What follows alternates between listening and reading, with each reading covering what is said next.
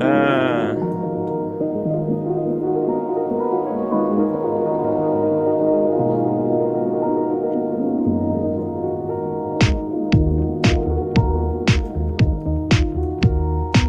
hey, what's up, guys? Welcome to a really special episode of Talking Watches. Somehow, through enormous amount of luck, we were able to get David Khalil. I probably butchered his last name, but onto today's live stream. He is a wristwatch YouTuber with over 22,000 subscribers, a managing director at watchcollectors.co.uk, which is a high-end jewelry shop in central London. And he's a watch dealer and a wristwatch lover. So welcome, guys, David Khalil. Hello, David. How's it going? Hi, how are you? All right, yourself? Hey, welcome to the live stream, man. Thank you. No, it's my pleasure, seriously. And thank you for the introduction. Yeah. And we were just talking about it. Really, By the nobody's way, ever I that dropped. busy. Yeah, I know. I pretended like as if we didn't talk. It's funny. But I dropped all the links for your social media and to your website in the description. So if I anybody's appreciate it. watching, interested in maybe contacting you, it's all in the description, guys. Uh, Thank you. and you're a frequent guest with Paul Thorpe. Yeah.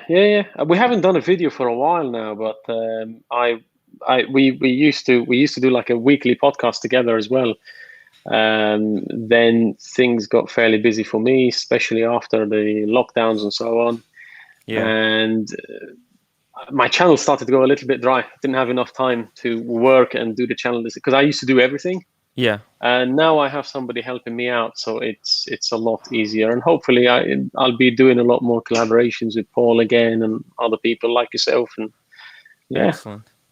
Man, well, I've been enjoying your content for some time. Now, I haven't bought any watches on the gray market, but a lot of people, message me and they ask me about like how to go about trying to buy one from gray market or how to get a watch from the AD, which is very difficult, if not impossible, for a lot of the viewers and just people out there. Like they're surprised. They don't realize they think, and that's the thing. I remember like 5 years ago when I got my first Rolex, I went on the website. I saw a Daytona, and I thought, oh, I can just go. I just opened the Rolex website, picked out a watch, and thought I can go and buy it. yeah, And now it's even less true. yeah, yeah. It's only getting worse and worse, really. So, and people somehow, well, find a way to blame dealers for this happening. But I just say, look, it's the flow of the system. Whatever. It's happening with trainers. I mean, since when do people pay? For Yeezys, for example, £160 shoe fetching £500, £1,000. People are paying like nearly 10 times Yeah, premium for a pair of trainers. It's I know, right? It's like a Submariner could be like 9,000, I think, with taxes in US, but it resells for like 15, and people think it's a big deal. But if you think about it, that's like maybe 100, like it's a 50% markup, which is not that big of a deal. Like the sneakers that you're talking about, it's 1,000% markup. People buy them for $60 and then or like $100, and they resell for multiple thousands. So if it's actually, if market goes that way, watches could become even more expensive. well, one thing I've said is people think that we're in a bubble and the bubble is nearly bursting. Mm, My thoughts on the market really are we are still in the infancy of it. Genuinely, I Mm, know it sounds bizarre to say, but I think yeah. we're in the infancy. If you look, like you said, if you look at how much premium we pay for other things in life compared to how much, I mean, people are complaining about 10%, 50%, even double up premiums on watches. In other industries, you'd expect to pay double up, triple up, four times, six times. In some like trainers, for example, you'd expect to pay 10 times for a pair of sneakers. It's absolutely insane. And not only that, there's sneakers that go on your feet, and you abuse them.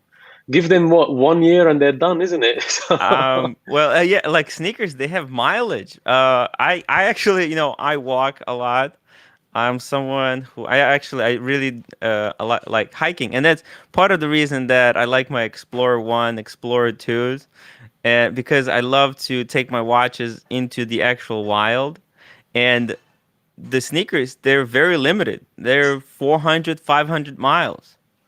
Think Yeah, about it. If you walk 10 miles a day, that's like after a couple of days, it's done.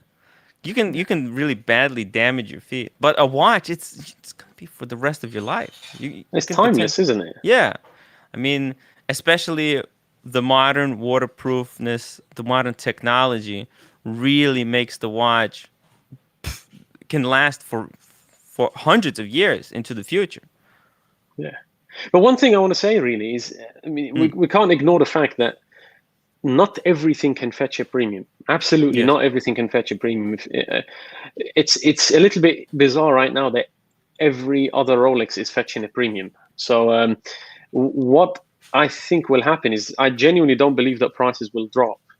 What I Mm, believe will happen is, I believe that it will slow down. How fast? Because things grow gradually, but right now what's happening is like a vertical slope rather than horizontal. It's not gradual, it's very quick, very fast. yeah. And what I think will happen eventually is things will slow down, and the retail prices will start to catch up sooner or later. It will have to. Nothing can be fetching a premium forever. And the reason I say it will have to is, you have to look back at history, and things have never behaved this way. There's so many factors that kicked in over the past few years besides just COVID alone. Mm, But eventually people come to their senses and they'll stop paying the money. But nobody's going to start dumping their watches. This industry is backed by so much wealth. For example, I'll tell you, people like myself, as a dealer, yeah. we own all our stock. So it's not borrowed stock, it's stock that is owned by us. There is no way, this is a dealer's mentality. There is no way I would just start dumping watches for at a loss for Right. no reason. So Yeah. people like us dealers, and also the consumers, will protect the price of the watches. If you've paid, let's say, $15,000 for your Submariner, Not gonna and you sell it don't for need the less. money, you're not Yeah. going to dump it for $7,000, are you? Especially if you Yeah. don't need the money. So Yeah. this is what I'm saying, is it's backed up by a lot of wealth. So I believe things will slow down, but not drop. I don't see that happening. We're not panicking. I don't see other dealers panicking. Yeah. This is why I feel confident paying upfront for stock. Yeah. I don't see people who bought a watch for 15,000 selling their watch for 12,000. I think at that point a lot of people would just say, I'm not selling it. I just rather keep it forever. And Exactly. and because the market could always rebound in the future. And you're right. Like I think maybe, but it's only for certain brands. I think Rolex is going to be safe. Patek Philippe is going to be safe. I don't know about other brands though, especially with so many high quality pieces coming out lately. I mean, I'm with you. Look, there's a lot of brands that are backed by history. Like Yeah. Patek Philippe, Rolex, Cartier, Audemars Piguet. There's a lot of history behind these. But Yeah. what I like to tell people is, when you're considering the value of a watch, you can't just go by the history of a brand. You have to go by the history of the individual model. Hmm. So if it's a Mm, Submariner or a Daytona or a Datejust or a Cellini, a Daytona is always going to be 100 times better than a Cellini value-wise. not value for money, but Yeah. value retention. You Value know what I mean? retention, yes. Value retention wise, it's always going to perform better. What I worry about is hyped up brands like for example, Richard Mille. Oh, Richard Mille for me. To be fair, I yeah. just want to. They get compared to Hublot a lot, Sure. okay, but it's not. They got a lot of like design cues that are very similar. No, but what I'm Design saying wise. is people talk about Hublot as a bad quality watch, and it's a Yeah. rip off, and it's very expensive, and they're trying Yeah. to pass the same comments about Richard Mille. I Yeah. tell you something, Richard Mille is insanely expensive. Personally, not worth the money even, but I've held Richard Milles in my hand, and I can Mm. tell you one thing: you cannot fault the quality of that watch. And I've also held Mm. many Hublots in my hand, and I can tell you I wanted to plug Chris channel, I think. the stereotype is completely true about Hublot. The quality is really bad. Genuinely, the quality is really bad. I've seen Wow. hands come off. I've seen the logo just drop off the glass by itself. I've seen many things, you know. Wow. Um, but with Richard Mille, what scares me is it's hyped up by social media so much. And for a very young brand, what are they? Around 20 years old? I'm scared to put 500,000 or Yes. $1 million or $2 million in a brand that is only 20 Yeah. years old. Because if you're gonna have Saying to, that, if you're gonna have to hold it for any significant amount of time, that's not something you want to be stuck with. it's I can scary. see, I can see if you have already a potential client lined up, being able to just connect buyers with clients for those kind of watches. That's one way to go about it. They do, however, like the Richard Mille, what they have for them is whoever their CEO is right now, they're they're doing all the right things. They're planning ahead. They're not working in short term. Where I think a lot of the current brands, like I see, what Breitling just did, just basically make watches that look like Pateks. It's just like, oh, what what Yeah, is the exactly. strategy for that? It they're I wanted not to they're plug Chris not channel, I think. perfecting what they already have and No, looking that was good. forward how this watch could be important in the future. They're thinking about like, okay, we're just gonna. There are Pateks that people want to get. We'll cash in today, and we'll get out. And I think like that hurts the brand in the long term. Richard Mille has been making all the right steps. Like they're not releasing too many pieces. They're releasing whatever they're releasing is quality, and they're really protecting the Richard Mille brand because that brand is really strong. But do I see long term? Unfortunately, I think because like think of this. What if Rolex was called Hans Wilsdorf? That that could be a problem. Look, this is the thing with Richard Mille is I like to give them credit on the quality. Now, the Yeah. design itself, I'm not the biggest fan. I like the older Richard Milles, the It smaller cases, yeah. but history tends to repeat itself. Hmm. And if you try to think about what, oh, there you go, that's Siri talking. History tends to repeat itself. And if you want to look at, if I was to tell you, what does a Richard Mille case look like? What other brand does it look like? What's the first thing that comes to mind? The Frank shape Muller, of a Richard. Torno Thank you. So, what happened to Frank Muller? Where are they now? is gone. It's Exactly. completely irrelevant. At one point, I would go to a trade show or anywhere, and I put a Frank Muller in the showcase, and that Mm. Frank Muller will sell like this. It will be instant sale. Wow. But now everybody is back to round watches or octagonal, kind of like the Gerald Genta design, because it's nearly round, isn't it? Yeah. That tonneau shape tends to be very niche. So that's what scares me a little bit with Richard Mille. But they have a great marketing team behind them, and the lack of supply does kind of play a big part. Yeah. And their whole marketing strategy is great, to be fair. But Scarcity game in general is very in right now. Like if it almost like is this a phase? Are people buying because like everybody's buying Bitcoin, Hermes bags. Everything is based on scarcity, but on this it's a kind of a fake scarcity. Let's be honest. It's a but are people going to continue to buy into this fake scarcity for much longer? Right. That's the Yeah, question. but I do see Richard Mill a lot stronger than Frank Muller. Just to Oh say, yeah. fashion wise, marketing wise, even quality wise, they're very strong. I Yeah. mean, like for example, if we talk about the Rafael Nadal, and I want to make it clear, I admire what they do, but it's not really my thing. That's why I don't. Mm, It scares me a little bit. That's why we don't stock it on the website. That's why if I buy a Richard Mill, I wow. sell it in the same day. But if you Yeah. look at our stock, we have millions in Rolex and Patek and Cartier and AP because these are solid brands that we are very familiar with and they have long history behind them. Yeah. But if you look at the Rafael Nadal, if you look at the Rafael Nadal, Richard Mill. Yeah. Now, if you were to give Rafael Nadal Richard Mill to play a tennis game with, that Patek, if you were to give him Patek, that Patek will probably need a service after every game.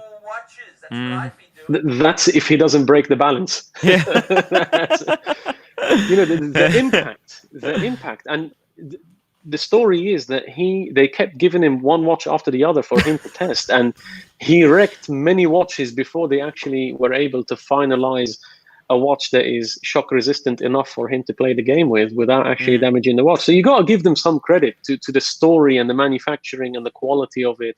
But what scares me is I feel like for it to be considered a very safe brand, I would like to see it for another 30, 40, 50 years performing just like other brands have in yeah. order to feel like this is a trusted thing. But what scares me is how very modern and very now the design is. It's not a very timeless design. It's very what's hot right now. Right. But if you look at Rolex, they tend to stick with what's not hot right now, Just what's timeless. So yeah. is Patek. Yes.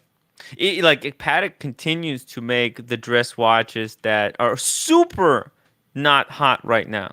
Like it is against their interest, but they're continuing to make those classic Calatravas. That they could be capitalizing, they could be pumping out 5711s, they could be making so many different variants of those watches and really cashing in.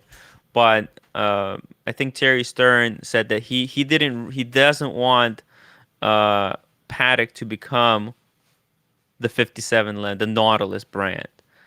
Uh, Yeah, I don't blame him. I don't yeah, blame him. I mean, eventually it will become the Nautilus brand if that's all people care about. This is one yeah, of the reasons they introduced the Calatrava in steel, and it created a massive buzz. A massive buzz. To be honest, that watch fetches mega money.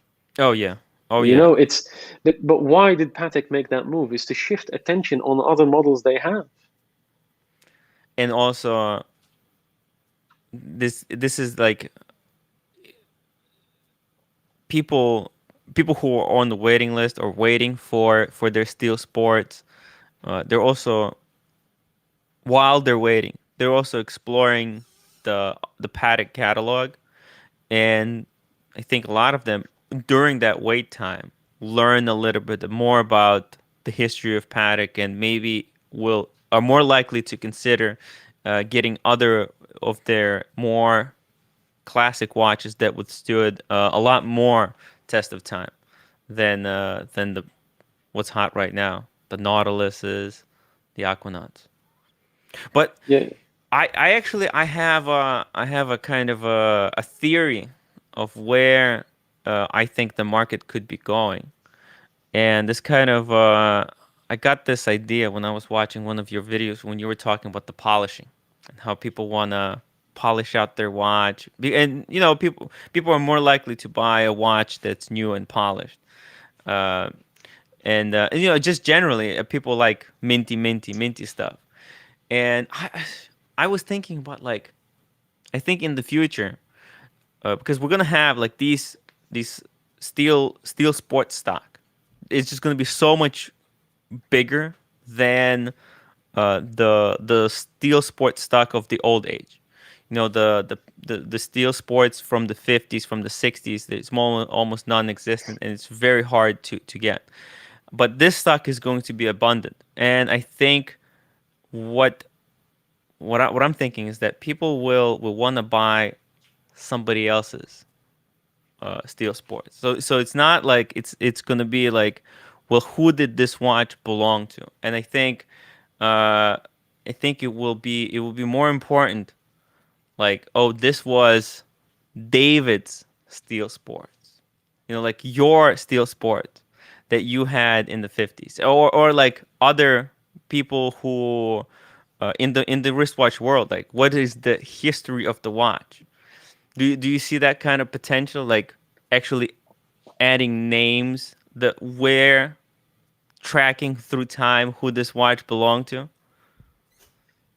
I mean, this is a That's discussion I was having with a customer today, funnily yeah, enough, which is I,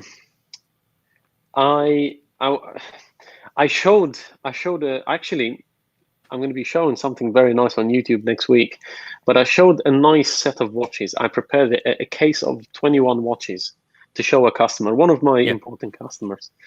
Um, and it's a very high value case. mm, Some APs, like it had 5 APs.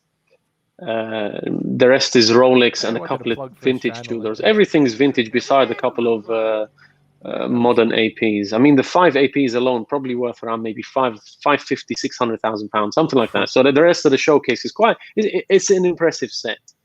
And what this customer was talking about, he's an investment banker and a very clever guy. mm, He buys the watches because he likes them. He's not too obsessed with whether they go up or not, hmm, but he likes to know that his money's at least safe. right, Um, so he was telling me, I'm not.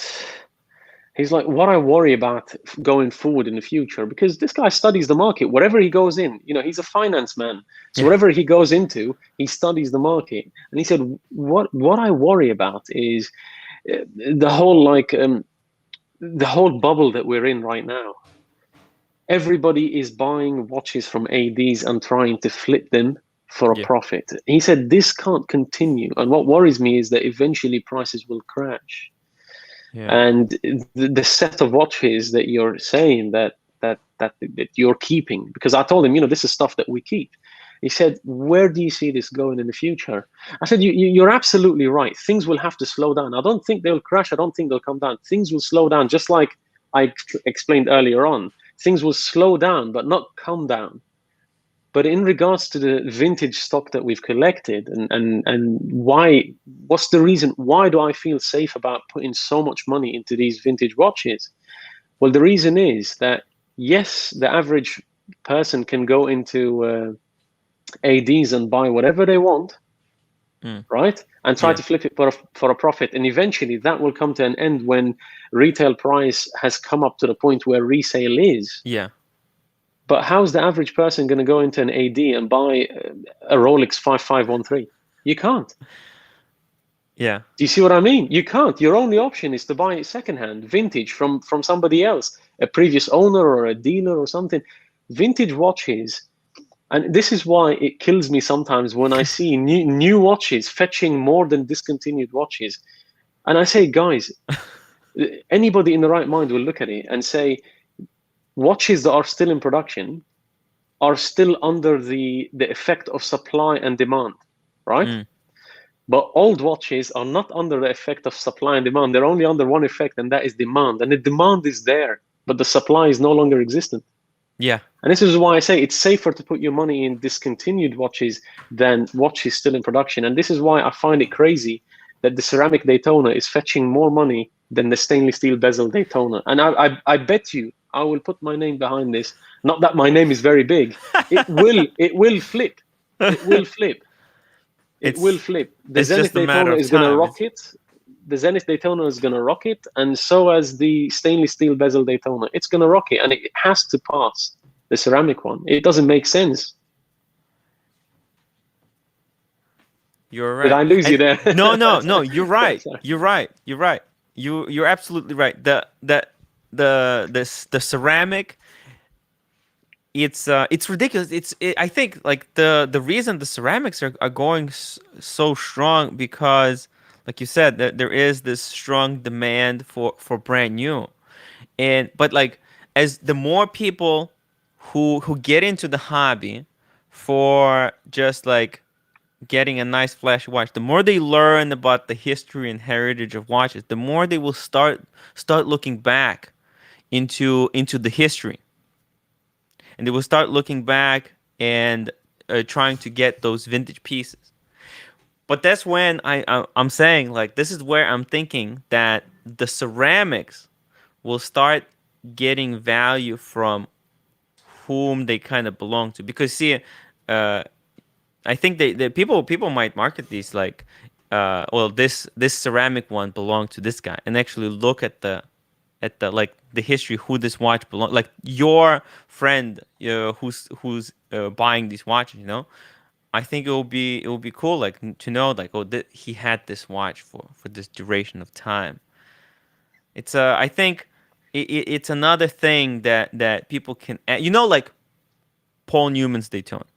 And I'm not talking about the color that is associated with the Paul Newman. I'm talking about the actual Paul Newman's Daytona. Yeah, Paul Newman's Paul Newman. Paul Newman's Paul Newman. Yes. Yeah. Exactly. Now that fetches insane amount of money. Well, I'm thinking, well, maybe there will be a kind of a micro demand for watches that actually belong to someone. Yeah. I mean, look, a big name will always drive. A big name will always drive a certain model. Mm. Funny enough, he was a driver, but a big name will always drive a model. But what worries me about brands that rely on a big name behind them is if that big name messes up, Yeah. right? If that big name makes it in a bad way into the news, that model is destroyed. Nobody wants it anymore. The This is the why infamous the this is why I'm not infamous a big fan. Sorry. Yeah, no, I understand. Like the infamous watch, the Rolex that belonged to this guy who, who did committed Not these not not not exactly. I mean, for me, what I don't like, for example, Paul Newman is well, he's dead now, right? You know, yeah, it's so it's not like he can mess up anymore. right. Do you understand? So he's lived his life. People are impressed with what he's done. He's got this watch, and basically it's clean ongoing. He can't mess up. He's Yeah, not there anymore. What worries me with naming watches, and to be fair, I mean it was named after him because he wore it. But yeah, what worries me about these watches that are like commissioned to, like for example, you know, like the Shaquille O'Neal Royal Oak, yeah. or the Hublot Kobe Bryant, or this or that or whatever. Now, rest in peace, Kobe Bryant. By the way, Yeah, I was a fan. Yeah. yeah. um, but what I'm saying is, if there is, when you make a LeBron James, for example, so a LeBron James Royal Oak, now that watch when it came out, it was very, very, very hot. Now Yeah. let's say LeBron James does something stupid and it makes the news. Who wants that watch anymore? Well, thank God nobody named a watch after uh, I think I know where you're heading. after Bill Cosby, right? Like, if you think of if somebody did 20 or 30 years ago, and then this happened, you know, it could always go south. Nobody wants to wear. Oh yeah, this is the Bill Cosby edition. Like, oh, Yeah, yeah. yeah. But do you see what I mean by Yeah. by what I worry about with watches that are named by the actual manufacturer Mm, themselves? mm, Like the Hulk was never called the Hulk. The people called it the Hulk. yeah. But when Hublot or AP or anything make a watch for a specific person, it worries me a little bit, and that's why I'm not the biggest fan of these watches that are sold based on a name of an individual, because they will only do as good as what that individual does. Mm.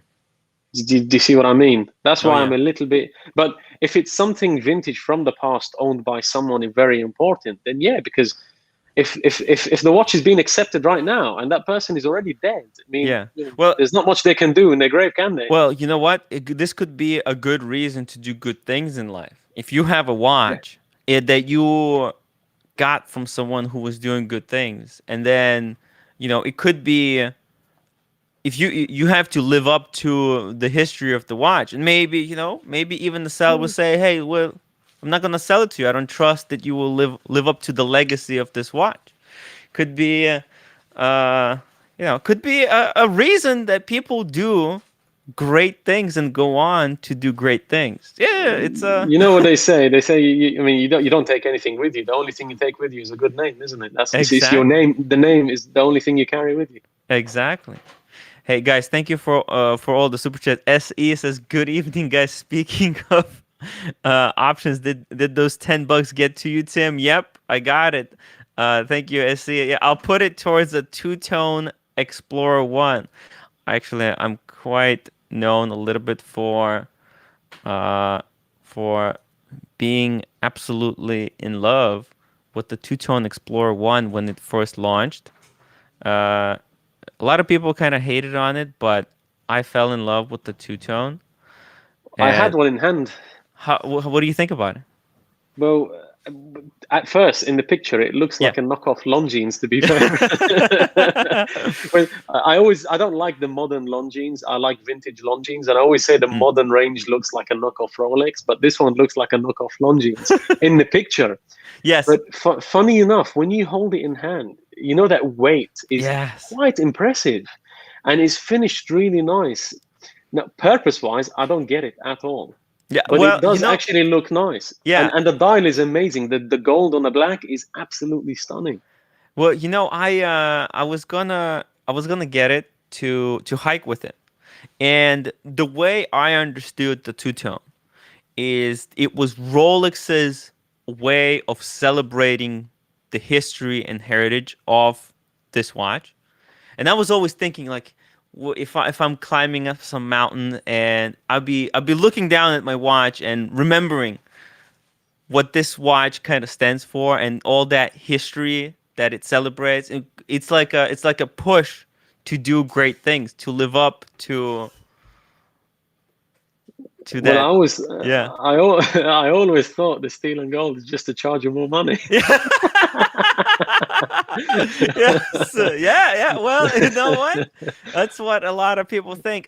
Look, and it kind of is, but like when Rolex does it, right? It's like if they wanted that extra money, right? Why didn't they do it 10, 15 years ago? Why did they wait for?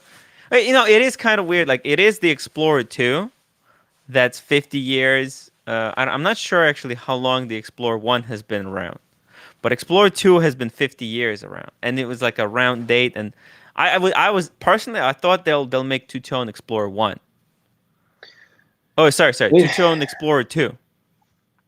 Can I tell you something? I can see a lot of models becoming two-tone right now Yeah, because there is demand for two-tone, and they yeah. do look nice in a way. But personally, I don't understand why make such sporty watches into two-tone. Like I don't get I why make a Sea I Dweller in two-tone. I'm You telling you, know, I think because the two tone is not, it's no longer a sports watch. It becomes almost like a piece of art at that point. It becomes, and like Rolex does it very like, they could have made a full gold Sea Dweller. Why didn't they do it yet? And I feel like I they think it could happen. it will happen. It will happen. Yeah. But I feel like Rolex doesn't feel like it deserves that status yet.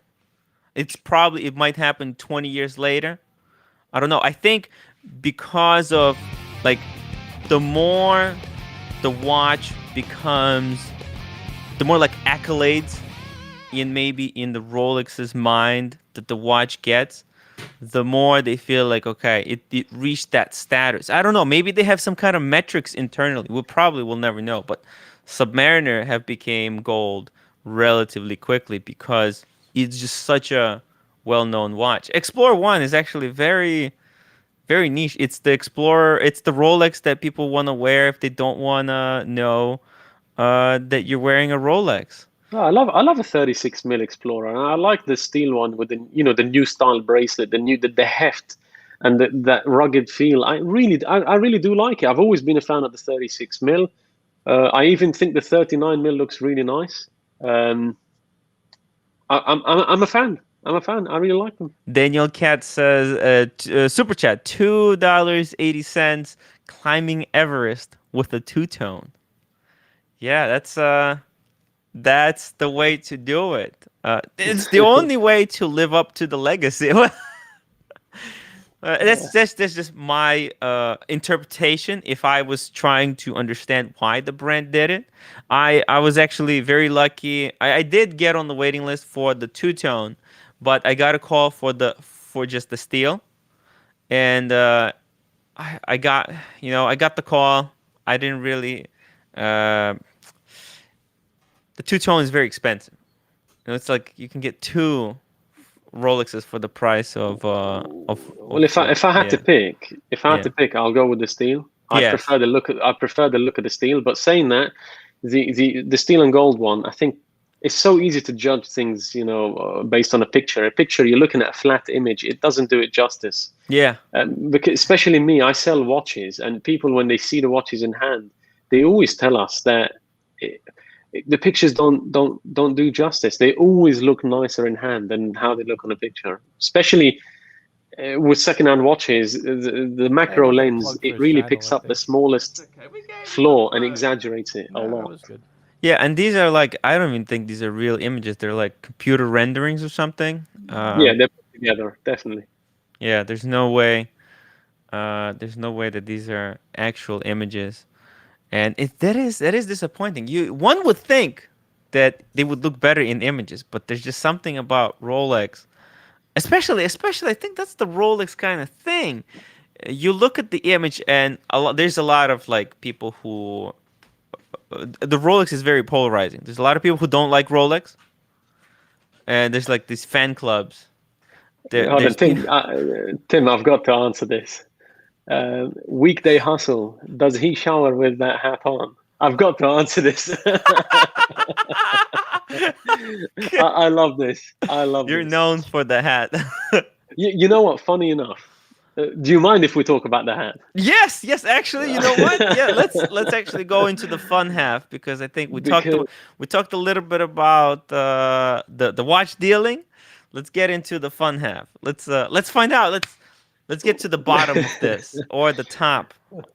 well, to be fair, I was going to do a video about the hat. Yeah. Seriously, I was going to put the hat on a turntable. I was telling my colleague we should put the hat on a turntable and let it turn slowly with nice lighting on it, and I should narrate the story of the hat. It's Nice. I no I love it. I love it. I mean, look, the story with the hat. All right, Mm, last year, with the lockdown, with the first lockdown, yeah. especially with my wife being pregnant, we were very scared to leave the house, and we Mm, weren't allowed to leave the house. Actually, with the first lockdown here, it was a very serious 2.5 months lockdown, like pure. You can't leave the house unless it's very essential. All barbers were closed. Okay, all ah. barbers were closed. So what happened is I didn't want to look stupid on YouTube, and my hair started to grow out. Yes. So I started wearing a hat. Okay. Then with things easing up and opening up, I managed to get a haircut. But saying that, I've already done so many videos with a hat on, and people are starting to notice the hat, and they're starting to make comments about the hat. By the way, it's still the same hat. It's the The Under Under Armour Armour hat. hat. Yeah. Yeah. Yeah. I got an email. People like in the email they asked me, "Can you bring the hat up?" That's Yeah. what's gonna But let me tell you what happens next. What Yeah. happens next is I'm not used to being at home for this long. I'm the guy Yeah. that usually gets up and moves up, moves about. I Mm. like to do things. Um, I work basically pretty much all day, every day, and this is what I'm used to. So it was a shock to my system to stay at home, Mm. and even my skin started to break out last year. So I Oh. saw I saw a doctor, right? I went and I saw a doctor, and he gave me some medicine. right? And he told me your skin's going to become fairly sensitive to the sunlight. So I recommend you put on a sunscreen and a hat. So that course of medicine took quite a few months, and I used to burn, like if I didn't cover my something that shades my face a little bit, I would even burn in the car, just driving to work. My skin became fairly sensitive, yeah, with that medicine. So I kept wearing a hat, and then I finished that course. Now my skin is okay, but so many comments about the hat to the point where I keep my hat in my bag. Yeah, I People keep are my not hat gonna in my bag. recognize you without the hat. And every time I come up to do a video, I put the hat on, because the more you complain about it, the more I'm going to wear it. Oh, that's so good. That's so good. Yeah, that's the world of kind of the YouTube. You become known for certain things. I actually I'm one of those guys. I started out, I had good hair, and then I don't really I just let it grow. Then now I have a beard. I keep changing, but I'm kind of known for whatever.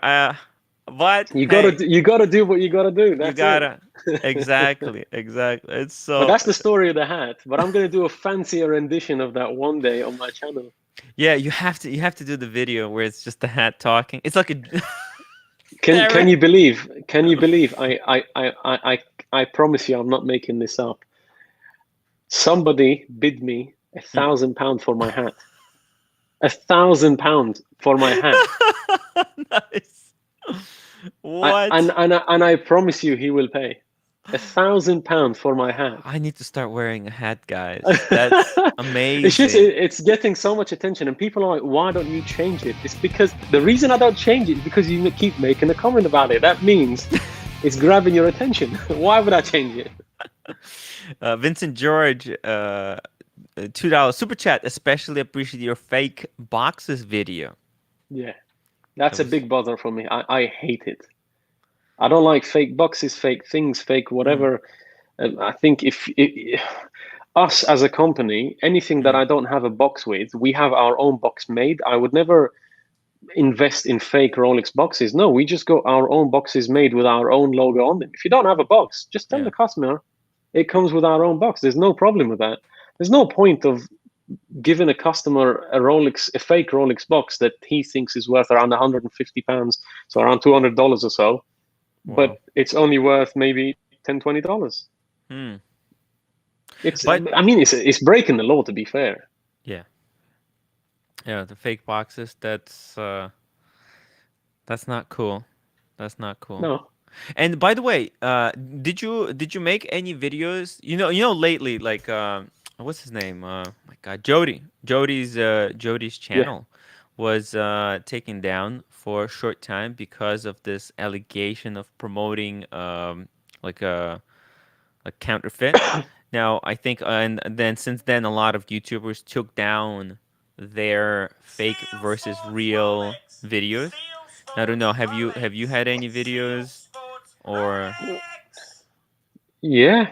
I mean, I had a video where I was talking about do not buy fake watches, and I gave my reasons why. And Mhm. Rolex, YouTube, took it down. Just Oh wow! literally around the same time that happened to Jody, they took my video down, and I made a video saying, what is going on here? Like, why? Whoa! I don't get it. I don't get it, but I think maybe it could be just something automated. To be fair, I think uh, there's many theories behind it, but Hmm. what happened with me, and I shared that on my channel, I started getting spammed by fake Rolex websites. Oh So I took the comments off, and then sooner or later, I get that notice from YouTube that my video has been taken down yeah. because of counterfeit, whatever. But I was like, Wow. I'm still going to appeal it, because how can I, you know, how can you open your mouth and share your opinion nowadays if it's just filtered by some robot out there? You can't talk about this subject and this subject. I mean, if it's a I human that watched my video, they would yeah. they would clearly see I am saying do not buy. Did you have a video of the fake No, Rolex? no. Not you were just talking about it just in I was general just terms. giving the reasons why you shouldn't buy one. Wow. Because I can understand a video that shows footage of a fake Rolex because like for example, like I think a watch finder, they had a s- viral video that had over 5 million clicks where Yeah, they were saying like, "Wow, look at this fake Rolex. Look how accurate it is to the real. It's obviously disgusting." And do not buy it, and this is horrible that this is happening, but wow. And in some way, when somebody sees how close the replica is, it could be like a lot of people would be like, wait, really? And they might, even though the person making the video, they explicitly say, I think there is that idea that probably Rolex and maybe even Omega, they don't want that footage to even be online. But I'm shocked you didn't even have yeah, footage. yeah, Wow. yeah. We got after where Well, hey David, great video on the Royal Owl, good bracelet, spot on when you said look where others aren't looking. That's what I yeah. always say. If you want value for money, look where others aren't looking. Don't be a sheep, basically. You have to be a little bit ahead of the curve because and you know, few months ago, it's only been a few months ago that the white dial Milgauss were cheap. They were going for like 5,000, 6,000, and now they're like $10,000. It's ridiculous. I just discovered it yesterday. I looked it up and they're going for 10, 11,000. Oh my God. You got SE. yourself 50 euros. Holy fuck. 50 euro. SE, Oh my SE. I'm going to quit my God. job and do this for a living. 50 euros. I will No. thank you. I will thank you on his behalf. Thank you, SE. Yeah, he's a really cool guy. Now that we have vision and expertise together, I got the 116518 LN and either go the Calatrava route or put my money in more PM Rolex. Do you think PM? What is PM? Do you Nighttime? what? Do you think PM Rolex will ever be available for retail again? Uh, AKA, how safe do you feel my money is in Oyster Flags? Let's see, PM. Sorry, I've never used the Precious abbreviation metal, PM precious metal. myself. Precious metal. Okay, Yeah, sorry, I've never used the abbreviation PM yeah, before. So, precious metal. no, yeah, I don't know. Now,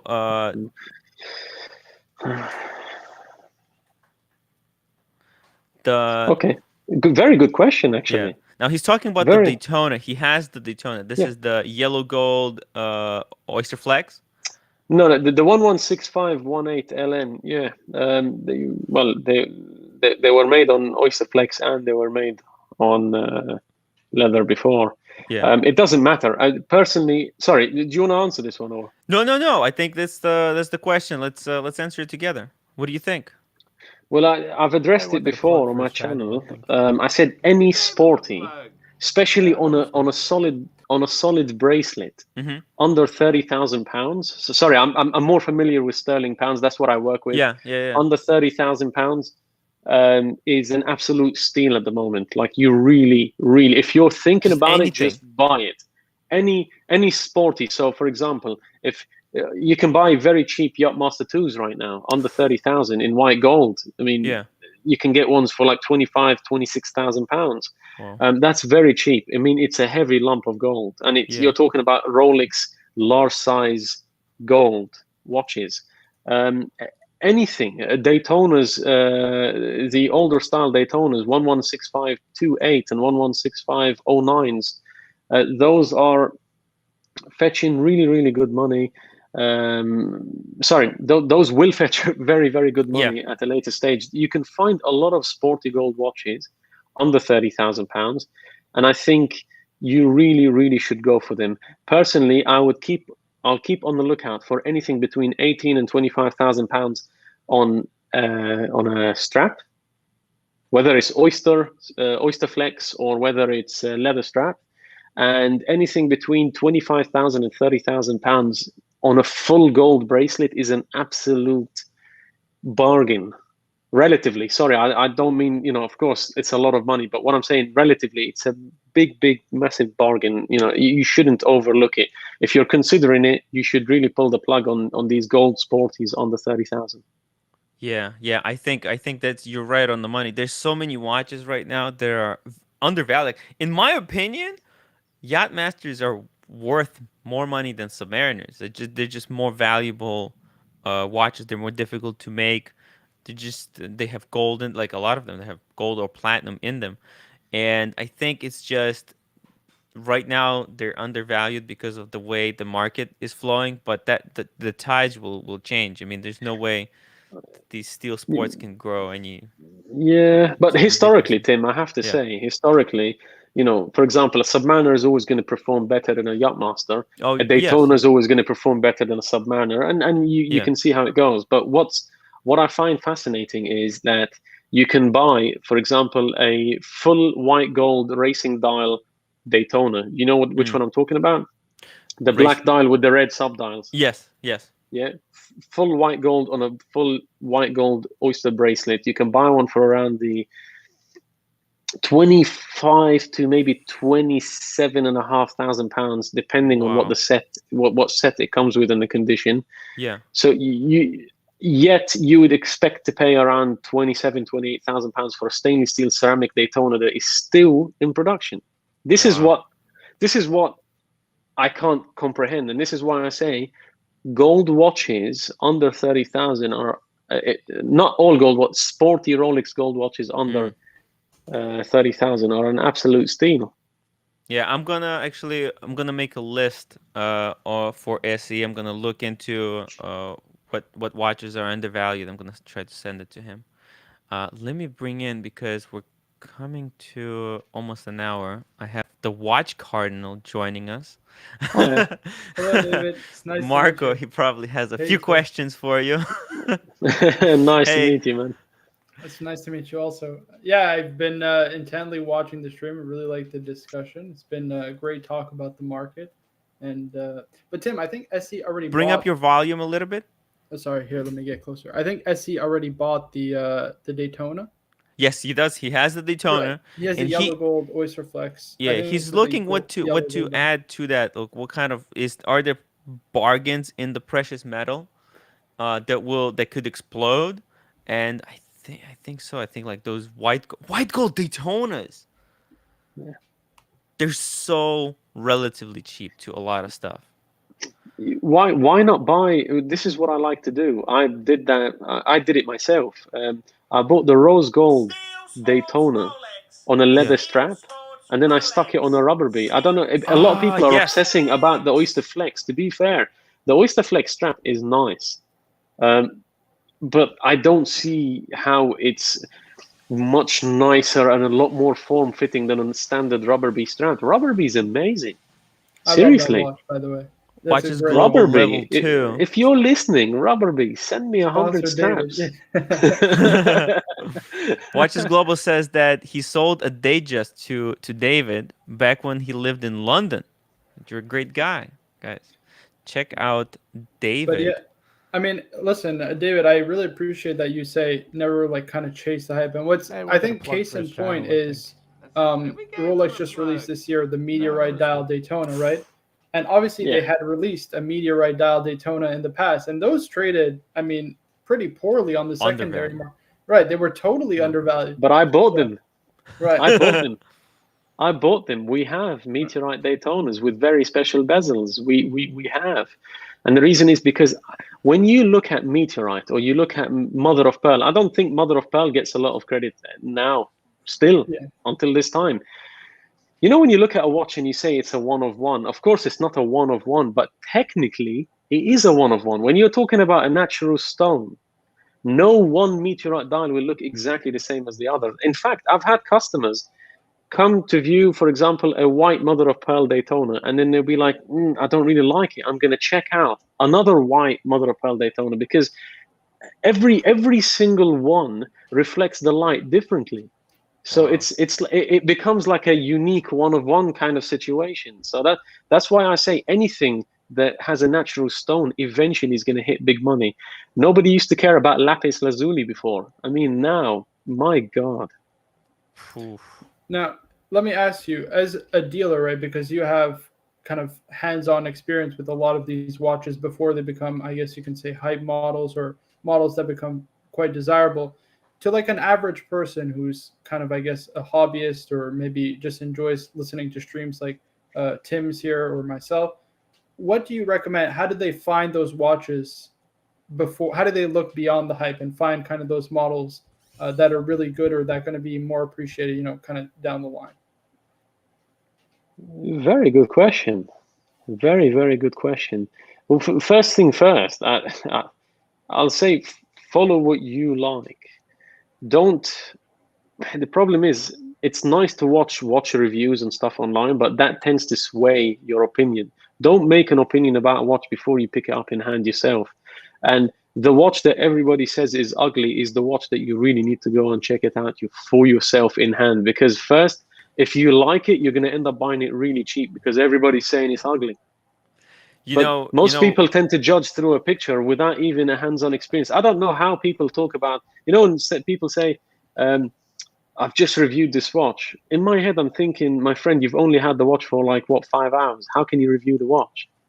you know what else? What else you can do is buy the ugly watch and then start making videos on YouTube how that watch is actually amazing.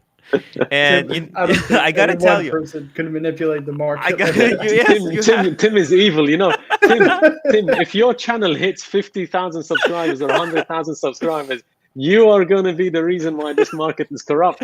Listen, I gotta tell you, I'm going to go You're specifically evil. after ugly watches. You don't understand. Like I love my people know that I love my Explorer 2, which Yeah, by the has way, what are we wearing today? What are we wearing today? Explorer 2. What? What? Well, look, Marco. Actually, I had that conversation with David, and he considers he. Well, you know what? We'll have him back to talk about his favorite watches and his quote unquote collection or stock, as some people might say. Maybe on the next episode. But look, as it goes for like people did not like the Explorer 2 for the longest time. It's been considered the dog. And I have people emailing me telling me when they see me wear the watch, it gave them a little bit more confidence to wear it themselves. And as they continued to wear it, as I continued to praise the watch, by the way, one of the things that I freaking love about the Explorer 2 is that the sand and the dirt cannot get underneath that bezel. As when you got the rotating bezel, the dirt can really get in there. But this watch, you can wear it to the beach, you can wear it to a mountain, you can wear it everywhere, and just have fun with it. And people come emailing me back. It's like, oh my god, this watch is amazing. And well, obviously lately the price really exploded for this watch. I wasn't because and of you me. and you right now you're trying to push for more. I want to push it more. I want this watch to beat the Submariner. You know Okay. what? They're neck and neck right now. The Okay, ceramic. I'll help you out with this one as well. I'll help you out with this one as well. Yeah. Sorry, your name was Marco, right? Yeah, No, Mark. not Tim. Yeah, Yeah. Marco. Yeah. Marco, it's a very good question you asked. And besides going after what you like and what other people think is the ugly watch, it's use your common sense. For example, the Explorer 2, I always saw the Explorer 2 as a cheap way of buying a GMT. It's the same movement. It's the same. You know what I movement, mean? yeah. It's the same Right. movement. It's the Right. same thing. So I always found it as a cheap GMT. And if you think logically, eventually the rest of the herd will take quite a long time to follow. But if you're thinking logically, for example, I did a video about the Air King, that everybody dislikes. Yeah. Right. The But ugly if you look duckling. at it, it's like £1,500, £2,000 cheaper than a Milgauss on the resale market. Mm. But it's a Milgauss. It's practically a Milgauss. Do you see what I mean? Yeah. And I don't, yeah. and I don't see why, if you buy it right now, once people realize that, hold on a second, if I can't get a Milgauss, I can buy an Air King with exactly the same case that is like £1,000, £2,000 cheaper. That's the Gotcha. right thing to do. By the time that everybody else realizes that, you're already wearing it. Do you see what I mean? It's like, look Have to for the be next ahead of best the curve. alternative. Yeah, look for the next best alternative. And when I say the next best alternative, I don't mean a lower brand don't compromise too much. Mm. You don't go from a Rolex to a Breitling. That's not the alternative. If you like Rolex, because if you don't buy the brand that you like, you're always going to have that itch. Right. Right. Buy the So next best alternative in the same brand. I guess what I'm getting, and you could correct me if I'm wrong, is, for example, like I have what most people will consider very desirable Roths, right? This is, I like to call it the Bruce Wayne, by the way. It's not the Batgirl, it's the Bruce Wayne. It's the dressed up version of the Batgirl. Batman. So I call it the Bruce Wayne, right? But I call it the Watch Cardinal. I like it. I'm trademarking. I'm trademarking. Timepiece. By the way, Marco, trademark are you right wearing there. the 2 chains? I'm not. But what I'm getting out of that Why did is I let you on essentially- this stream? look at the complication, right? So you're looking for a GMT watch, right? And then look at the various options there are, and then from there, just buy what you love, right? That's kind of what I'm Correct. getting from. Correct. Like Yeah. And my money right now is on complicated watches. I push a lot of my high-end customers into complicated watches. I like it. Funny enough, a Patek Philippe. I don't know if you guys know. The Patek Philippe 3940 is a perpetual calendar. Okay, you can buy, and it's an ultra thin automatic perpetual calendar. It has the caliber 240 in it. That watch, you can buy it under £30,000. It's a perpetual calendar Patek, right? Precious metal perpetual calendar from Patek Philippe for under £30,000. The Nautilus 5740 came out with the same exact movement. But right now, it came out at 97,000, I think 95 or 97,000 pounds the retail. But right now, I think people ask around the 200,000 pounds, something like that. But what you don't realize is, yes, while that watch is hot and it's probably sought after, and personally, I think will eventually possibly reach a £500,000 price. But when you look at that, doesn't that make the 3940 an absolute steal at £30,000? A complicated Patek Philippe perpetual calendar, the same exact movement as that Nautilus. Doesn't it make it an absolute bargain? I'd love to ask you a question. Let's do the super chat first. Stockholm Polishing 20 sec. David, what would you pay for 2019 no date sub? £8,000. £8,000. There you go. There you go. Some people might not like that. I'm just realistic. Look, you have to speak the truth. I mean, by the way, you have to make a living truth, also, David. we got Captain joining us. Hello, Captain. Hey, hello, Tim. Hello, Hey. Marco. And hello and welcome, David Khalil, the one and only. Nice to meet you. My pleasure is all mine. Pleasure is all mine. Excellent David, content, David, on the videos. I appreciate it. Thank you. I gave you the AP Royal Oak Owl. I didn't buy it because it's too small for my wrist. But that was so insightful. It made me think about look where others aren't looking, as you just said before. Well, that's great. No, thank you. I appreciate it. Welcome. we got one more super chat. You want to get this? Oh. Sorry about that. A second. Claude C. $5. Enjoying the stream, guys. Really enjoy videos, David. Keep up the good work. Thank you. Man, I gotta say, and everybody who's watching and is looking to buy a watch from a gray market dealer, which for a lot of people that's going to be the only choice, please check out David's website. That's watchcollectors.co.uk. Let me just really quickly show it to you. I think we're a big proponent of buy the seller, right, Tim? And exactly. That's exactly. You buy the seller. This See is that his that website. that £100 that I paid you, Tim, before the stream is Yeah. going very far. That's all you got, Tim? Let me negotiate the next time. Tim, you're gonna start David saying, the Shark. "Who do I recommend in the UK? Who In do the I UK? recommend in UK? Watch collectors, watch collectors, watch collectors.co.uk. I Trusted can see the dealers. fridge advertisement right now. Tim. But David, I want to By ask the way, you. hold on, just for anybody that might take it serious, of course it's a joke. I haven't paid him anything. Right. So Yeah. it's a joke. We usually do the disclaimer. This is entertainment purposes. Yeah, so I wanted to ask you because you mentioned a 3940 selling for ridiculous, like kind of markdown or ridiculous price below. 5740. Yeah. Oh, Oh, sorry, yeah, the 57. 3940. Right, the 3940 versus the 5740. Right. Sorry, yeah. Now, I think the big difference is one's more of a very dressy watch, and one is like a sports dress watch. My question is, obviously, sports watches are extremely hot at the minute, right? And they have been kind of steadily increasing. I want to say since really the Paul Newman Daytona auction, which is when the market kind of exploded, went nuts. Oh yeah. The turning point. The turning point. Right. Do you ever see a return to dress watches coming back, or do you see kind of the market kind of shifting to sports watches indefinitely, maybe with a little focus on dress?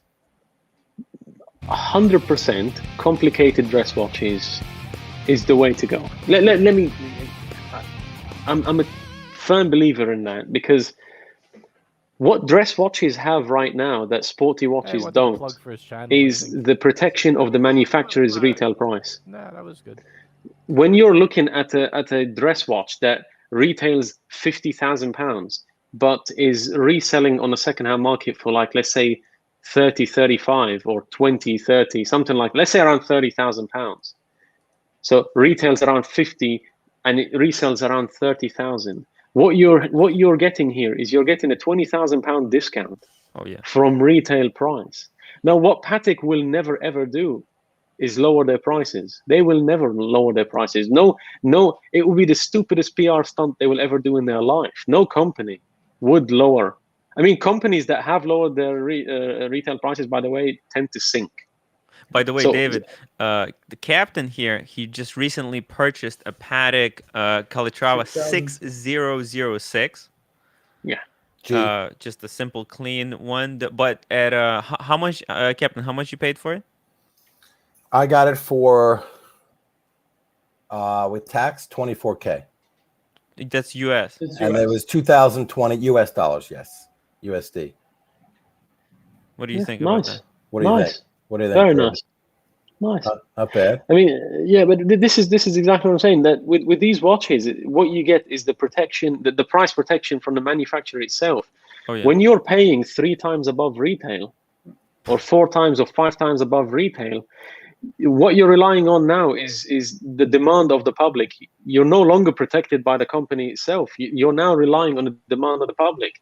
But when you're buying on the retail price, when you're buying watches on the retail price, especially from high-end quality brands like Rolex, Patek, AP, all of these, and you're buying the good models on the retail price,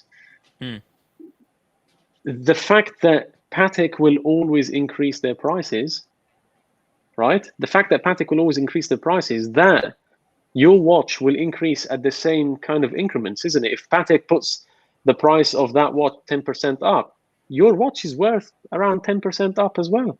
Yeah, and also being such a weird, interesting model by Patek. My Patek doesn't do too many of these, just kind of quirky watches. That could also make the value go up. What do you think about that? The 6006. I think I would like to correct you. I'd like to correct you. you. Patek have made a lot of quirky watches. Okay. Right. Some unappreciated, like the 5235. Yeah. By the way, yes. Robert Noguria has a question for you, David. What are your $5? By the way, David, what is your top 3 Rolex of all time? I mean, I would answer it, but Tim, I mean, that $5 is going to you, not me. That's a good answer. That is a good answer. No. If you put it back up, sorry. Yes. I'll answer it. My Sorry, did it say top 3 watches or Top top 3 three Rolexes? Oh, Rolex. Rolex. Mm. I mean, well, it all depends on the exposure, isn't it? But what I've been exposed to is what my father-in-law, Alan, the owner of the company, this is what he likes to collect, and I got exposed to that stuff at a very young age, and that is uh, original diamond set watches, but vintage. For example, day dates, Zenith Daytonas with ruby bezels, sapphire bezels, but they have to be factory set original. So Daytonas, Zenith Daytonas, um, day dates, vintage day dates up for, like from when they started, I think 1956, all the way to the 90s. These are my favorite day dates. I love these models because the day date, for the people that don't know, is the model that had the most dial variations in Rolex. So you can get really funky with these watches. By the way, And the third watch, I like a Submariner. My first Rolex was a Submariner. That's a great answer, David. You know, David. Now you spoke a little bit about the diamond watches, Yeah. and I have a question, because people made fun of me for this, because I suggested that factory diamond Submariners, GMT Master 2s are undervalued right now. In my opinion, there's very few of them, and they're going like not crazy money. What do you think? Is there crazy potential for the baguette 100%. diamond? 100%. If you look at watches now, and I mean, it's a very quick answer from me, but Yeah. if you look at watches now, and if Patek decides to add a little bit of green paint on a dial, everybody's gone crazy. But that paint is easily redoable, right? They can. But when you look at emerald set bezels, or if you look at ruby set bezels or bracelets or something like that, you know, the amount of work that goes into producing these watches is a lot, especially when you step into colored stones. When you're talking about natural stones that have to be the same cut, clarity, and the same shade of color. Yeah. And then when you're setting emeralds are very soft stones. You know, it takes a lot of expertise to set a nice emerald bezel. You can even change the color of the emerald itself by applying heat to it. It's a lot of work goes into this stuff. And when you compare it to how much people undervalue them compared to a little bit of green paint on a dial, that's why I see there's a lot of room for diamond set watches. There are factory set GMTs, factory diamond set GMTs that go less than like John Mayer Daytonas, which just have just the green dial. That's the. I'll tell you something exclusive here, right? Okay. Exclusive. My father-in-law, Alan. I speak about him here and there on the channel. He doesn't like publicity. It's going to sound very biased, but probably one of the biggest day-date collectors in the world. Wow. It's a bold statement to say. I have a video on my phone that people will probably pay me thousands just to see. Wow. This is a lot of like diamond set vintage, all vintage and original set, diamond set watches, ruby set watches, emerald, sapphire, you know, all these old Omani crest and things like that. Watches that the public would look at and say, this cannot be real. This is 100% fake. It will confuse people if I show that video. I'm trying to convince Alan to put him, but his idea is one day he would like to write a book. You need to send it to me in secret. I'm gonna swear to secrecy. I will not show it to anyone, not even the watch cardinal. By the way, yeah. Go ahead. Go. Tim, I just wanted to mention something. You know, earlier on we spoke about prices. My explanation to why I'm seeing that prices won't go down, but retail prices will catch up. The reason is because if you look especially at the UK here, the UK Rolex prices never used to go up every year. We would have like one price increase every few years. But for the past few years, we've been having every single year a 10, 11, 12%, I think 10 to 11, 10.5% or 11% price increase every year, which I think is a sign by Rolex that eventually it's going to catch up with the resale price, and it should help control the market a little bit. Whoa. But David, I think there's also another factor in that I think there's so many people around the world, across Asia, Europe, North America, and obviously other countries and other continents that are coming into real significant money for the first time in their lives. And watch collecting isn't like what it used to be 10 or 20, 30 years ago, where people had one or two good watches. Right now, having a big collection like 7, 8, 10, 20, 40 watches is pretty commonplace, right? Or somewhat commonplace. So I think that definitely helps also with the strength of the watch market for sure. Is it also I have something to add to that. Because I was thinking about this, Marco. Maybe people were always collecting watches like this, but we just didn't know because they weren't on the internet showing off their collections. Is that a possibility? I don't know. Right, so it would be more crazy. It would be more niche, right? But it would be more niche. The general public would have smaller watch collections. Nowadays, the general public is more inclined to own a bigger collection. At least that's my thoughts. I'd love to get yours. What do you think? I mean, if you look at the watch community on YouTube, what is going on? Thunder holes. If you look at the watch community on YouTube today versus 5 years ago, you would have never dreamt of seeing a watch channel that has like 500,000 subscribers. Not even 50,000 subscribers. You wouldn't have dreamt of this. But now it's so common, which means that a lot more people are joining this community, and even younger generations. Before, owning a mechanical watch used to be like the geeky granddad thing to do. Not anymore. Not 22. Anymore. Yeah, I'm young myself. I'm 27. There you go. Oh, I'm guys, 27. We also have a few You're making more me feel older now. Trying to jump in and ask some questions of David before he leaves. Perth. Hey, David. Hello, Perth Luxury. Hi. You got a question for David? Pleasure to meet you. With the recent releases from Lange, do you see the dress watch market sort of hotting up in terms of contest between Lange with their traditional pieces usually finished with like a platinum edged rotor versus like Patek's where it's just a solid piece of gold? Where do you see the sort of the dress wars race going between Lange and Patek, and who do you see as winning, or do you see as a stalemate, or where do you see it going in general? When I say where do I see it, you're talking status, or you're talking value, or what's probably popularity, status, whatever you want to call it.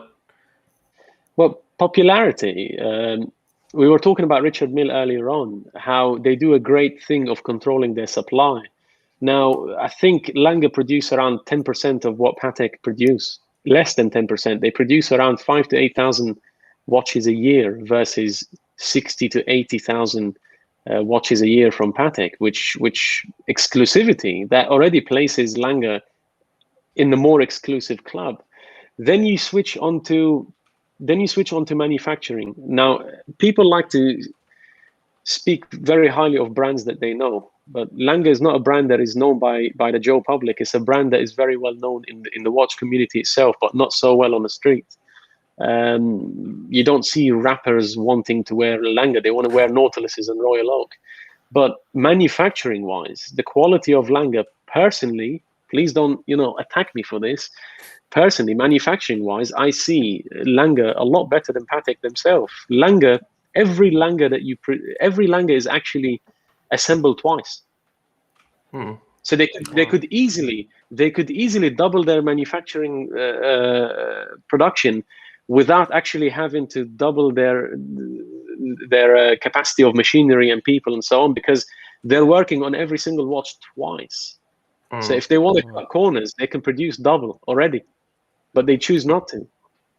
So quality-wise, I see Lange up there, and personally, I think that Lange right now is so cheap. Funny enough, the same customer that I showed the vintage Rolexes earlier on, I sold him a £65,000 Lange tourbillon. You're talking about a tourbillon better made than Patek for £65,000. Hacking seconds. Hacking tourbillon. Lange makes hacking. Nobody makes hacking tourbillons except for Lange. I don't think people know how difficult that is to make, guys. It's next to impossible. Like I was having a stream last night. You probably don't know him, David. Jonathan Higgins, a German guy. This guy, if you ever get to talk to him about Lange, he doesn't stop. I mean, he's got Lange 1. Whatever else he's got in his collection. He's also caused a little bit of debate, hasn't he, Marco, about what constitutes a Frankenwatch. So, right. David, what Jonathan's done is he's got I think it was the first of the maxi case Submariners, and he shaved the crown, and he's gotten a watchmaker to get rid of the crown guards on it. So, of course, none of us could pick what it really was. Whoa. Yeah, sure. I mean, if you're ever lucky enough to talk with Jonathan about Lange, he won't stop. Yeah. Quite a Lange collection. I got another question for David. This is what he did, yeah. Is that the actual one? It's become a James Bond, eh? Yes. We talked about the Cabaret Tourbillon platinum enamel dial. I've only limited it to 30 pieces, so we talked about that last night, and yes, exquisite. I mean, they've had to enamel it on both sides simply because otherwise the dial would actually bend. And the movement itself has over 370 working parts in it. Only limited to 30, and I mean, just a cool 315,000 euros. I'd like to ask David something else, which is kind of related, but not entirely. It's more related to our old discussion. And we talked about complications being underappreciated, especially in the high horology segment, especially like the perpetuals, annuals, and what have you. But one thing that is always never which is always appreciated rather, is chronographs, especially from your Pateks, from your Langes. They've always performed pretty well historically. Do you ever see maybe a world in which that will kind of not flip, but they'll come on par with each other, where people will appreciate those kind of higher horology complications with those chronographs also? Sure, no, definitely. I mean, if you, there's many examples. I mean, in my head right now, like 3970, for example, or 3971, Patek Philippe. That's a perpetual calendar chronograph. What I like to compare these watches. That have been, even if you look at the auction results over the years, they've always been consistently going up, slow and steady, but slow and steady is always safe, and people like that. These are watches that are priced to their own merits and not to hype. Do you see what I mean? What I like to compare those watches to, people think the more you spend on a watch, the riskier it is. I actually think the more you spend on a watch, the safer it is, because once you start to buy very high-end watches, people that buy very high-end watches tend to be very, very well off, and borderline where money is no longer an object.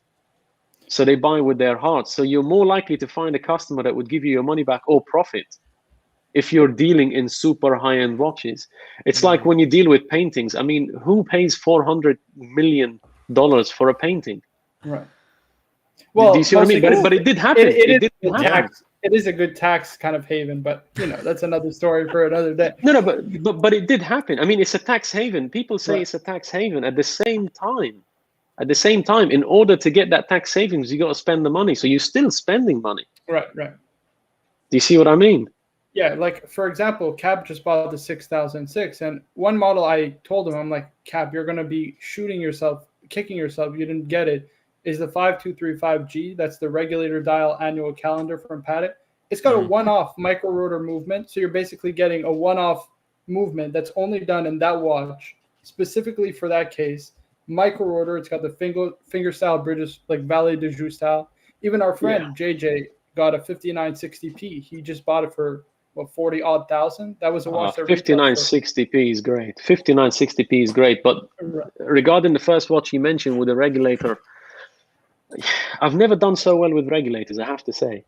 Right. They're very underappreciated. Honestly, I didn't really love the watch. And so I think, David, correct me if I'm wrong, but if you're going into it to, wear the piece as well as, try to preserve value, not necessarily make a profit or flip a watch. You have to love the watch too, I would think, or like it enough. It has to speak to you. Right, to commit your capital. So that was the issue I had with the regulator, plus the silver dial. I have kind of a thing with silver dials. I'm not a huge fan. Plus, not being able to tell the time straight away. Regulators are not the easiest to read. Right. They're very much, I would say, an enthusiast complication, because they're a doctor's watch, right? It's a doctor's complication, because when you would time the people's pulse, you could look at the seconds, right? Yeah. But putting your money in a 5711 right now in the gray market versus a piece that, David, you just mentioned, perpetual calendar, chronograph, would seem to be a no-brainer to go with the perpetual calendar chronograph. Considering their close money. So I view it as if there is a correction. I mean, inevitably nothing goes straight up, except the Nautilus and some APs and Richard Milles, but there'll be maybe a correction. What do you see in the future in terms of that? Not that, you could predict the future, but. Yeah, I know. I mean, I genuinely respect the fact that you guys are asking me these questions, and just grab your crystal ball real quick. What do you think? Based upon I respect the fact that you ask me these questions, that you value my opinion, but of course I don't know it all. It's only my opinions at the end of the day, isn't it? It's not. Nothing is a fact here. It's only what I see based on what I do. I think the future is complicated watches. Safe, slow, and steady. It always wins the race. That's what I'm into. And I like value for money. If you're going to spend big money on a 5711, it's a lot better to buy a 5980 if you really want a Nautilus. You buy a 5980 with a chronograph.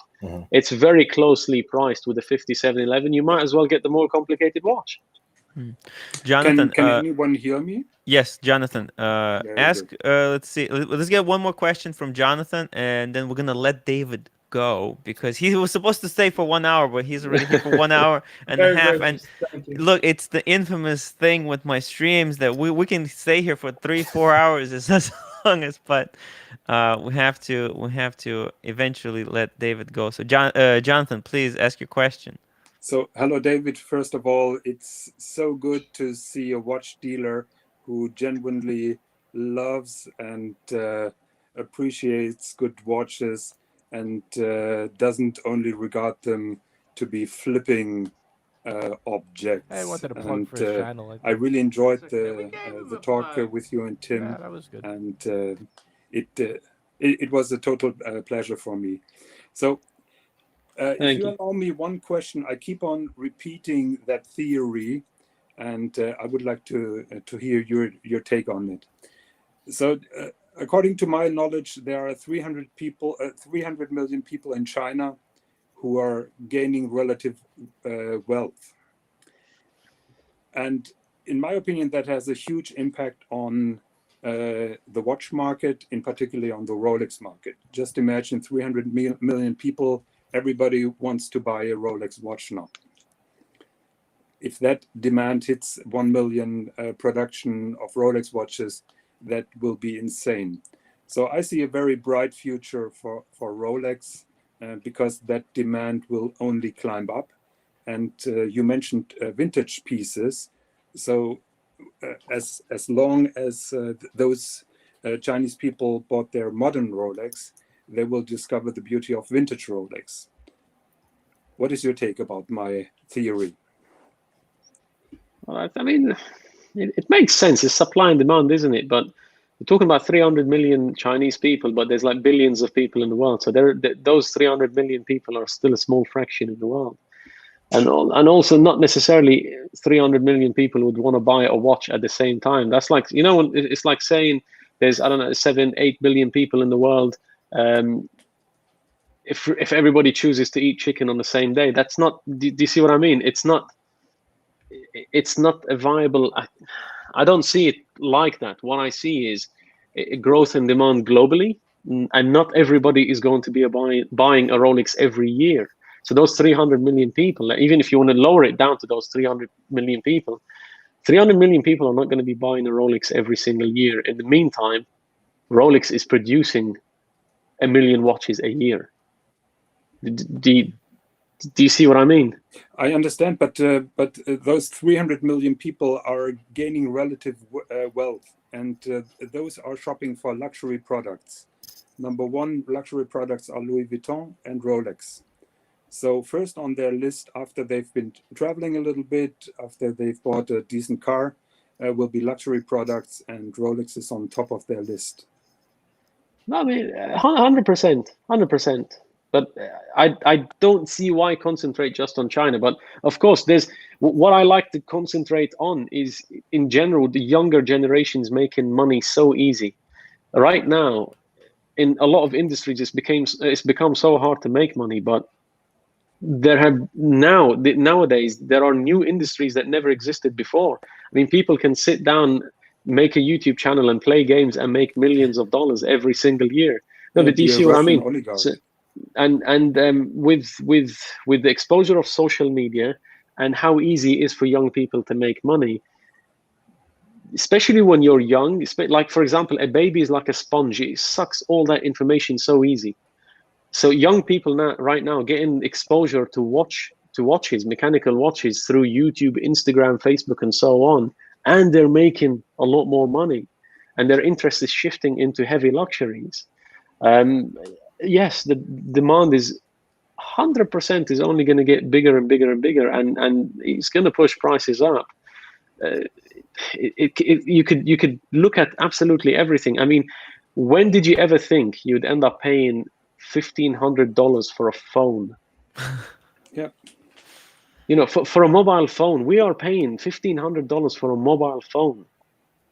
Yeah, this is crazy. It's insane, you know, talking about the value of money becoming nothing, because I think the governments keep printing money, but also there's so many ways to make money easy to the point where money becomes nothing.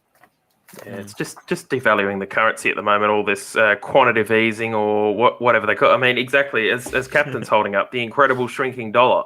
With governments headline continually producing money, like obviously for a long time everyone suspected that the Chinese government have been devaluing the yuan deliberately. But I mean, you've got the federal, the Fed producing more money. We're doing it in Australia. They're just calling it buying government bonds, which is really just quantitative easing, which is just printing more money. So exactly, you're dead right, David. I mean, who would have thought we'd be paying, my opinion on this, guys, is that it might be not going to get any easier. The watch is probably going to plateau at some point. Like, just there has to be a point at which people are gonna say, like, okay, I'm not gonna buy a watch over this price, and there will be this price.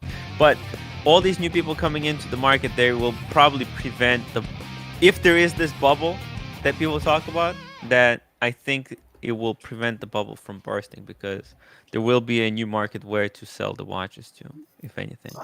I don't believe in the bubble. I genuinely don't. I think we are, if you want to believe in a bubble, I think we're in a bubble inside a bubble inside a bubble inside a bubble. It will never end. By the way, Anthony Ferris says, David, can we collaborate? And David, if it does burst, so to speak, we will have a lot worse problems than the value of our Rolex watches, in my opinion. Of course. That's when you buy with both hands. I think nobody's going to be buying. They're going to be looking out for themselves. That's not what they said in the housing market. But let's not get into the economics. Anyways, I think the day that you see a Rolex is worth zero, that's like zombie apocalypse. Exactly. There you go. You're worrying about other things other than your 401k and value of your watch collection. I think actually the Rolex is going to be very valuable during the zombie apocalypse because of its waterproofness capability. You shoot a zombie in the brain, all that matter as it splashes you can easily just rinse your watch and keep going. Yeah, but Marco hasn't tested his Submariner for this. He will. This watch right here, circa 2000, has survived I don't know, 2 or 3 recessions, a housing crash, the recent COVID-19, and you know what? The value today is probably 400% higher than when I bought it. There you go. Yeah, That's no, the captain, you are absolutely spot on. Genuinely, absolutely spot on. I've met several. Thank you. I've been introduced to a lot of people over the past year. Last year introduced me to a lot of people, especially people that want to invest more in luxuries rather than have money. Um, one of them, and I mean, this guy is mega rich. He said, I have money in properties, I have money, I have businesses, I own buildings, not just small properties, I own buildings. He said, the only thing that I have that has ever stayed consistently going up, because everything, including property, has dipped at one point. He said, the only thing that I've ever had, that I've ever owned, that has consistently gone up is watches. Hmm. And this guy is mega money. I mean, it's taught me a lot. The last year I've learned a lot. I mean, one of my customers who also views my channel, people are worried about having too much money right now. And this is, what dealers worry about, dealers like myself, is having too much money in your account. The only reason we sell watches is to buy more. You don't want that money sitting in your account. If your money's not making money, it's losing money. Do you see what I mean? I sold just under £500,000 of watches, around 23 or 24 watches to one customer in the last month. wow. That's what I'm saying. This year has introduced me to a lot of people that are too worried about just having money. Everything is hard to get right now. I have friends like in a marina down south, and the guy tells me he owns the boatyard.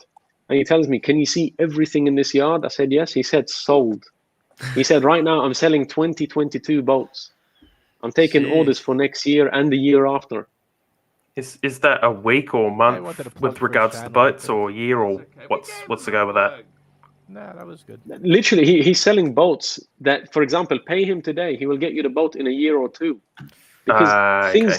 things have changed. Things have changed, and people are waking up that money, especially with what the governments keep doing, money is worth nothing eventually. So you gotta keep your money in some sort of assets, and people like tangible assets. Yeah, I Yeah, just go. want to say thank you so much for joining Yeah. us. It's a real pleasure, real treat to have you on, man. Thanks Hey, a man. lot. Real honor to happy have to you see on, David. Thank you. Thanks, No, I David. appreciate it. I've talked a lot as well, so thank you for your patience. I hope Thank I you very hope much. we Not were a problem. fair to you, and hope that you come back. I know, I definitely will, guys. Seriously, I've enjoyed this a lot. Tim, thank you for having me on. Thank you. I told you I like the vibe of your videos. It's very chilled, and it genuinely being part of it is an absolute pleasure. I appreciate you having me on, and hope we do more videos. Hey, man, I'm so Thanks. glad I was able to create this kind of environment, man. And anytime you need me, just let me know. We'll do. We'll Definitely. do some more All the best, collabs. guys. Pleasure to meet all of you. Take care. Thanks. Good Bye-bye. night. Thanks, David. See ya. Good night. Have a good night. Oh, Where'd we go? What a All right. cool guy. Awesome. well. What an incredible show, guys. Tim, when he was talking about the hat, I was thinking about the two-tone explorer. You could be the guy with the hat or with the two-tone Rolex Explorer 36 on YouTube. Ah, yes, right. I could have been known for the guy who has Oh. the two-tone Explorer. I can't believe it. I'm kind of missing out on that opportunity. Yeah. Kind of missing out on the opportunity. It is right. Like there's something that Marco is known for his Bruce Wayne and his two chains to go with it. Our two chains, Bruce Wayne. You know, everybody's got something that they're known for. Unfortunately, I haven't. People know my Explorer too, but nothing very very cool yet. So, but still, hey, we're good. Oh, 1 second. Perf kind of dropped out. Yeah. Okay. Oh, Sorry yeah. about that, guys. Hey, no problem. But yeah, we're gonna keep going. We still got a lot of time, maybe for another half hour, maybe an hour. Tim, I'm gonna shoot off though because I do have to go have dinner. My mom No just problem, no problem. Marco, go ahead. Take care, boys. We'll see you Appreciate later. you guys. Bye-bye, Take care, Marco. Take care, Marco. Nice having me on. Thanks, Tim. Take Hey. care, everybody. See ya. I wanted to talk a little bit about the new Lange releases. Now, I wasn't able to actually go through Where are them those myself. made? Huh? Where are those made? I don't know. It says that. No, what's the name of the town? Oh, Glashütte. Yeah. These are Langes from a Glashütte, guys.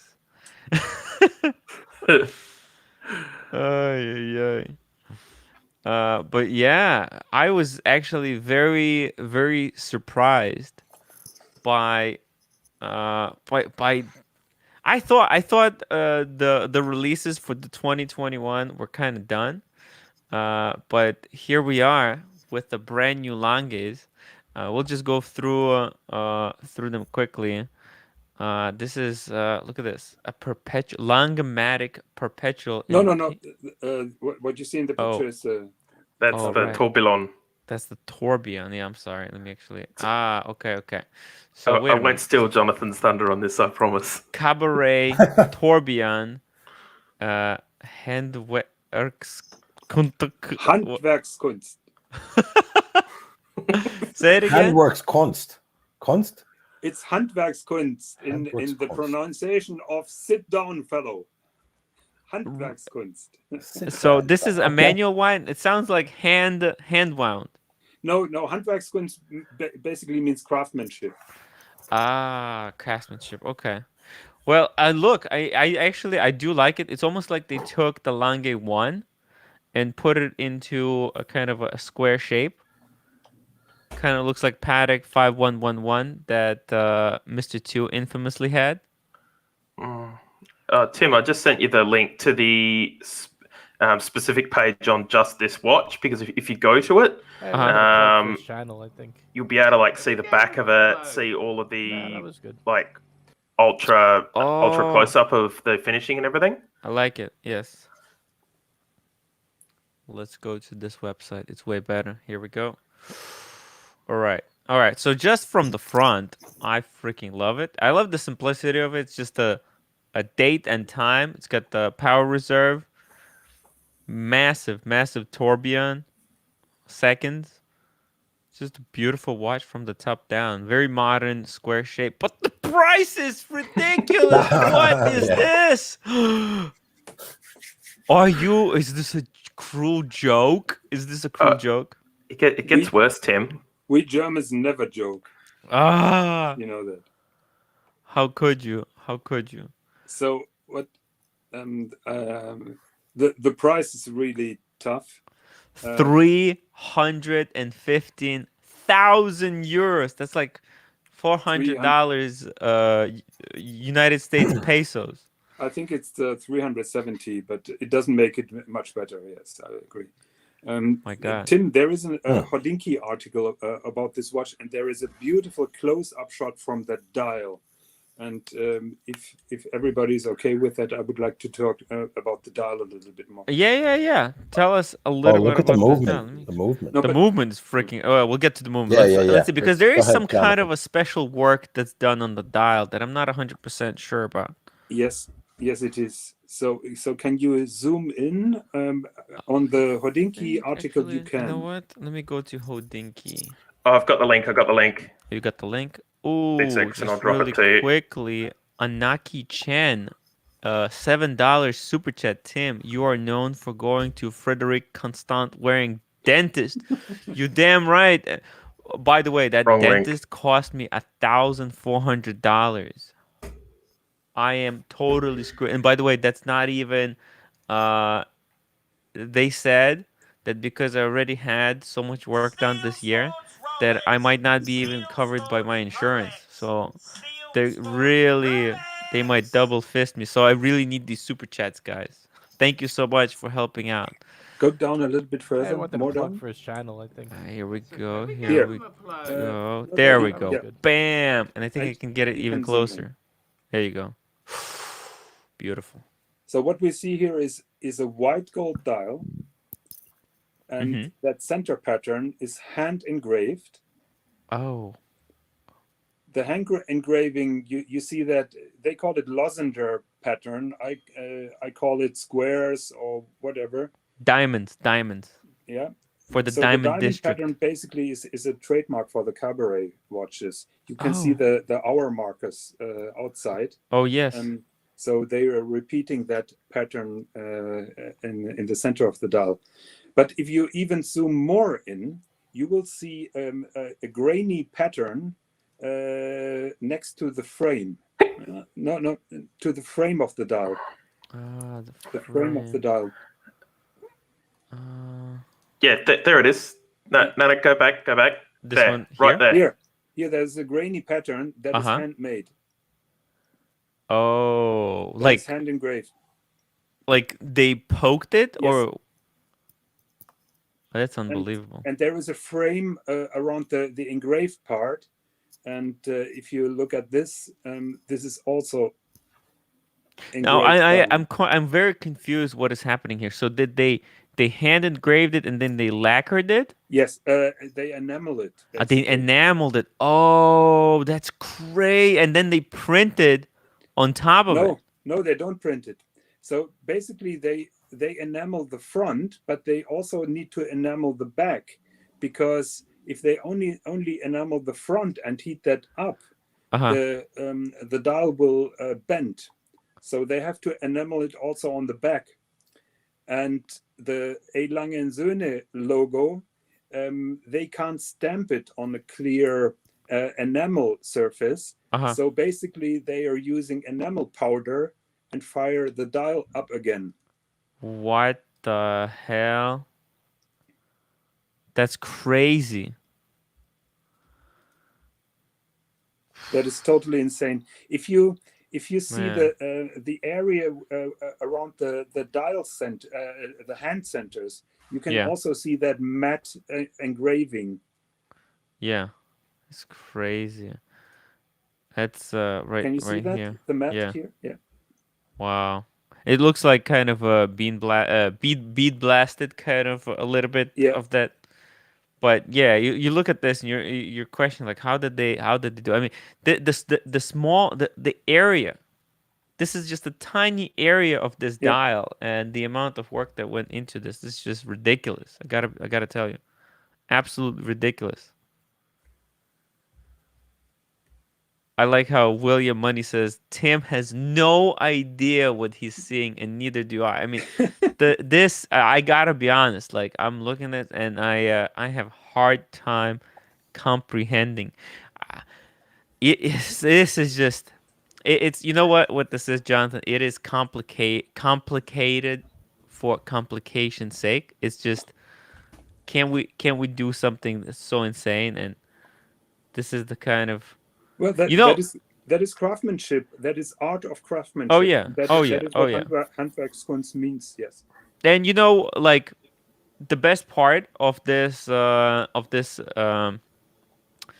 is that you don't need to service dials, right? That's it's not, you're not gonna have to pay to service this section. And I promise, if I'm getting this watch, I'm not putting loom on those markers as an aftermarket touch. But I would want diamond baguettes in the diamond engraving. What do you think of that? For 360,000 or so US dollars? It's unbelievable.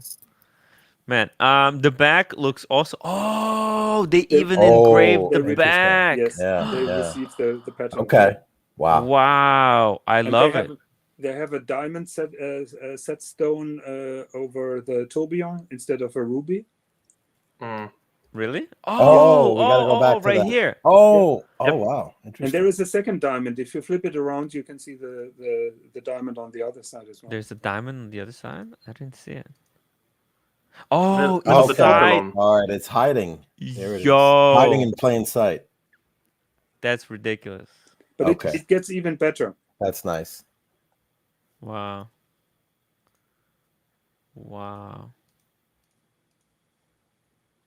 Damn, that Wow. is. Ooh. It gets even better because tourbillons usually cannot be stopped if you set the hands. You can't stop them, and that is because around the guys help me around the balance wheel there is a kind of cage, a cage with 3 sticks, and if you try to slow down or stop the balance wheel, you interfere with those cage sticks. Oh, okay.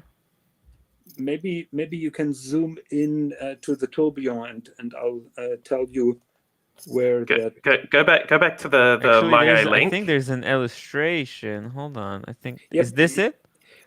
Yeah, but basically that's the So you see 3 parts with a kind of half circle. Can you see that? Yeah. Which and the screw at the end, and the Yeah. screw is holding a pole together, Yes. which then goes to the height of the tourbillon. So that mechanism is designed that way that if you would touch the tourbillon cage, these poles where the screws are, there is a lever that will move and push that little spring then where the balance wheel is and not where the tourbillon cage is. Oh. So basically that spring now stops the balance wheel. But if that cage turns a little bit, a part of that spring would touch the cage where the screw is. Right. Because this rotates. So it hacks it, but like a few seconds later. No, actually, the other side of the spring still hacks the balance wheel, even if it interferes with the cage. Oh, so this is is this the first hacking seconds tourbillon? No, they made it before. They even have a tourbillon which doesn't hack, but it has a 0 reset. So the second hand, the entire tourbillon is set to 0, but that is a different tourbillon. Well, that's crazy. See if I can find that other tourbillon because it is ridiculous. It's freaking insane, and man, and they put it into square movement. The square case is the Cabaret, which used to be a part of their collection. It was a bad seller, they admitted, but it is a very special case, and I'm very happy to see it again. And the guy who wrote the Hodinkee article, the real pontiff, Jack Foster, is also very happy to see the Cabaret case back again. Hey man, anyone who gets this watch to review this watch, to hold it in their hands, should be happy to be able to do it. This is just unbelievable. Along with this watch was released, I think. Look at this. This is the next thing. This is also the new one, right? Yes, but this is Yes. only a new color combination. Yes. So this is in blue. This looks like a Saxonia to me. Yep, that is the Saxonia 40 millimeters with the gold flux dial. Oops. Which is a silver dial where they put a kind of enameling with copper particles. Wow, and that makes it so each one is going to be different. Now these dials, they're all unique. Yeah, and our friend said it before, and in particular with this watch, no picture can show how this watch sparkles and the experience that you have when you see this dial. Yeah, I gotta say this is it's actually not that good of a picture, but yeah. Let's hope that this is not the same price. What's the price on this one, though? I think 25,000 euros. Oh, that's a great price. Hold on a second. Yeah. 25,000 pounds, euros? Hold on. Euros, so it's close to 30,000 US dollars. Oh, it's 27,100 euros. Okay. That's good price. What? Look. This is my kind of watch. very simple complication. Now, I am a simple guy. I love simple complications, but I do love complex dials. And Actually, this is incredible. Actually, I was discussing this watch with George Gregarious some days ago. I have two Langes where the case is 38.5 millimeters, and in my opinion, that is the sweet spot for Lange watches, 38.5. This watch is 40, Yeah. and George said there is too much blank real estate on this dial. And he mentioned this as being a negative. So if that would be a plain dial, a plain blue or black dial, I would agree with him. Yeah.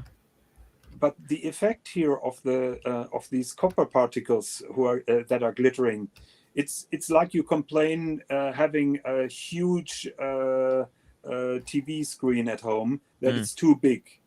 If you understand what I mean. So look, I look at this and I think immediately what I thought was Rolex Oyster Perpetuals 41, Oyster Perpetuals 41, right? Yeah.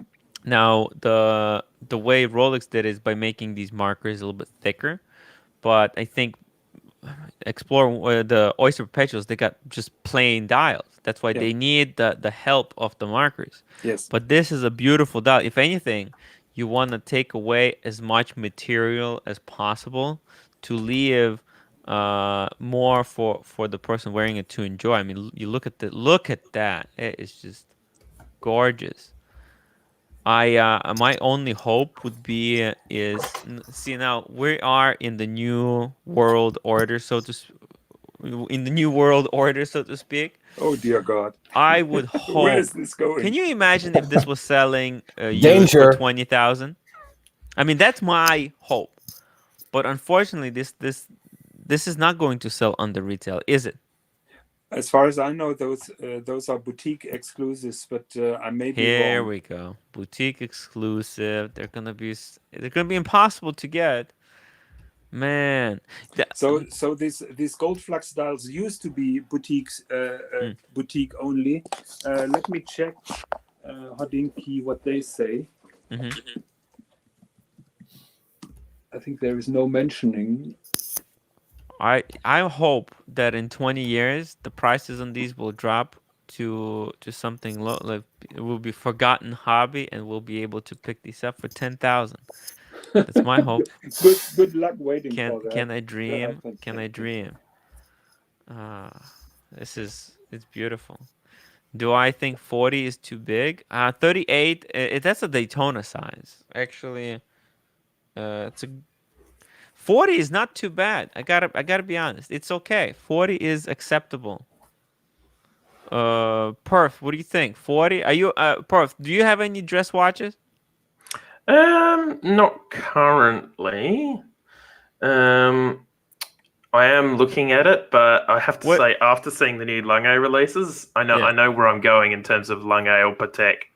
Ooh. I'm not even thinking about Patek, especially after Mr. GMT and I did Patek on the cool wall. Patek had some shitters. Yeah, I mean, Patek. I actually, I spoke with David, right? Like, I thought Patek is not. I don't know. It's always been my idea that Patek doesn't make too many funky stuff, but thinking back, they kind of do, and those watches become really forgotten.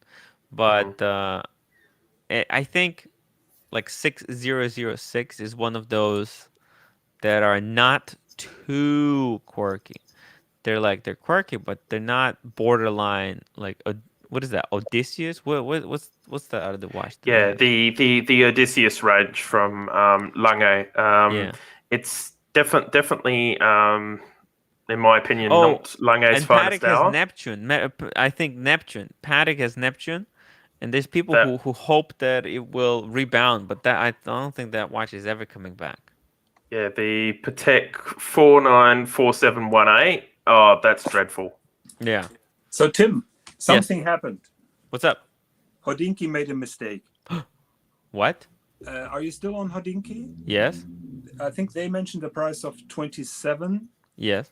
The price is 25.8. So Jonathan Quayle Higgins was right Oh. with 25. Okay.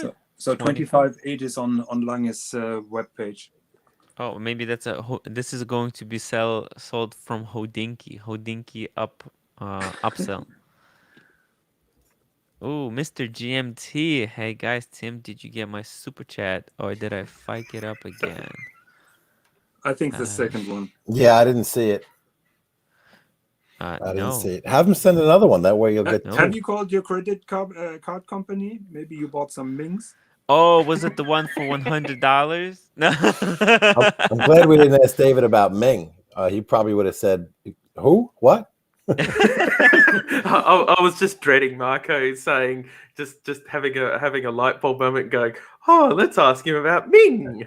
But but he did mention, Lange's production run is a lot lower than Patek. It's almost in terms of exclusivity of pieces, if you will, or just pure numbers. It's very low. It's very low. It gets even lower because Lange used to make 5,000 pieces per year, and rumor has it that they are starting to halve the production. So we're talking about 2,500 to 3,000 watches. Working Edge says Odysseus is his grail on rubber. Right, grail. The rubber ones, they're white gold for now. That is the white gold. Yes. Yeah, for now. I don't know if you knew that, but I think eventually they'll put the steel ones on rubber as well. And small G2002 says 1815 chrono is much better than this two-hand crap. Look, there's two. I think there's two kinds of people. There's people who like the really complicated, interesting watches. They like the craftsmanship of a difficult to make movement. And there's people who really like just a really complicated dial. And I'm more of a dial person. I think look, I think over time it's just the movement is not something you look at all the time. And when I had my Tech Heuer, right, obviously I just had that caliber 11 or something, some just garbage movement. I wanted But to plug for his channel, I think. the novelty of the movement wore off pretty quickly. Yeah, that was good. It was the dial that I always. But have you now seriously compared a Lange movement to your Tag Heuer? No, I did qualify it. I did say it was crap, but I'm just saying I got tired of. You're not flipping your watch to look at crap, but you're flipping your Lange to watch it. No, I think, but you know what? The data graph, it's like, let's look at this thing right here. This is what is this, like a perpetual calendar? Is it this is their new perpetual? No, basically it's the old perpetual, but with a new case dial combination. Now what's the So the new thing on this watch is just the dial. Just the new dial, because I do see it much cleaner. There's improvements to the dial. I like the separation here with the white and just black. That was also the case with the black dial. Really? Yes. Okay. Now what improved then? It's only the white dial gold color. indices? No, it's basically the same watch, just with a different color of dial. Oh, just different color. But wait, there's two colors here. Hold on. Yeah, I know, but I do like that separation. That makes it look really clean. Pink gold, I believe they call it. It's beautiful. Yeah, this is pretty awesome. It also has lume in it, Tim. So yeah. Yeah. Wait. And the other one? Oh, it does. Both of them have lume. It has lume on the dial as well. Yeah. It's pretty cool. And Perth GMT and myself, we've been discussing that before. This is the only perpetual calendar that really focuses on the main complication, which is the date. Yes. Because the perpetual calendar, if it's February, it has 28 or 29 days. And so you focus on the date, how it changes overnight when the month is over. And this is basically the only perpetual calendar that you really can read, because all other perpetual calendars, perpetual calendars show the date on a subdial. Yeah, and reading the subdials is so difficult. Like I still don't quite. Oh, this is the GMT. I got it. This Correct. is the second GMT. I thought. No, it's not GMT. It's just a 24 24-hour. Oh, just a not a 24-hour. GMT. Okay. Yeah. Okay. See, I wish it was a GMT. Tim, you basically just kind of put that out there, and I'm like, that would be so sweet. But that's an added complication. Captain, this is unreadable.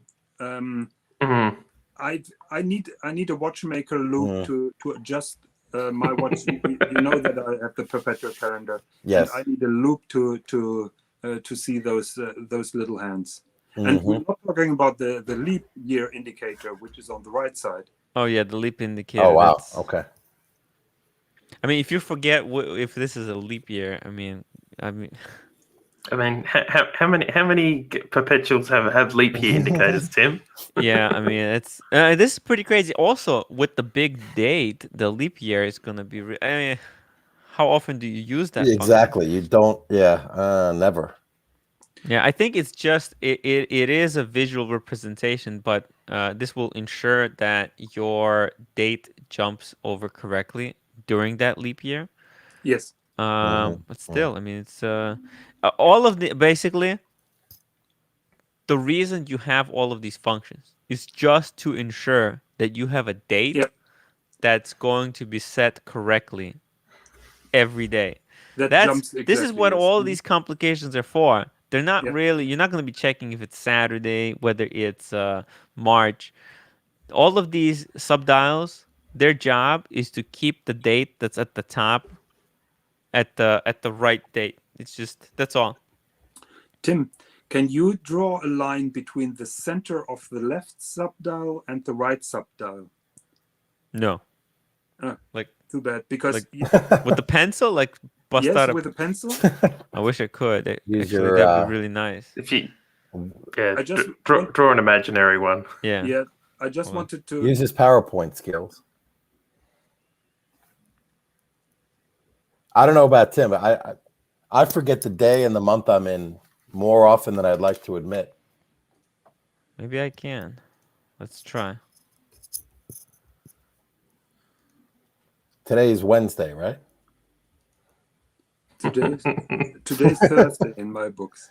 Thursday, right? See, I got it wrong again. Yeah, Thursday for me. We're talking Lange. And you got 2 guys, 2 out of 4. It's Thursday. Okay. Well, it's late though, right? No. The center of the left to the center of the right. Oh, okay. Hold on. And Perth, while we're waiting, I got the Balvenie. Like that. Oh, exactly. Nice. And there you can see it's not in the middle like every other perpetual calendar. It's slightly downward. Oh, nice. Because and now you can draw again. Go to the top of the date of the date window. No, to the top. No. So scroll up a little bit, Tim.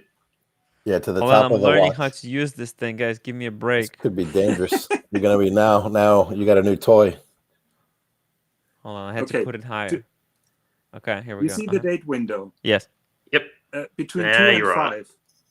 Yep. The highest one. No. Now, no. From drawing another point, triangle. Draw a line to the left center of the subdial. Yes. Like this. And now draw a line to the right center of the subdial. And then you finish the triangle. This was made by Illuminati guys. No, this is the golden cut. It's the Illuminati guys. That's what it's a conspiracy. It's the conspiracy. I get it. Now you ruined that. You let us in on a secret. I can't believe it. I can't. The Freemasons are coming. The Freemasons. You know, I've heard that the Lange and Zun and the Glashütte. This is where one of their chapters was. Man. So, hey. So Tim, but there is another function which is easily overlooked. If you pull the crown to set the time, yes, that small second hand will jump back to 0. Oh, you're saying this the seconds hand? Oh, it's so Yes, thick. it's a zero reset. So when you pull out the crown, Yes, the seconds jumps to 0. exactly. Wow, that's pretty insane. It's like super hacking. It's not just hacking; it's Yeah, super hacking. Oh, advanced some hacking. people are pointing out that they're saying, you know how you told me that if I draw a line here, we can see that, right?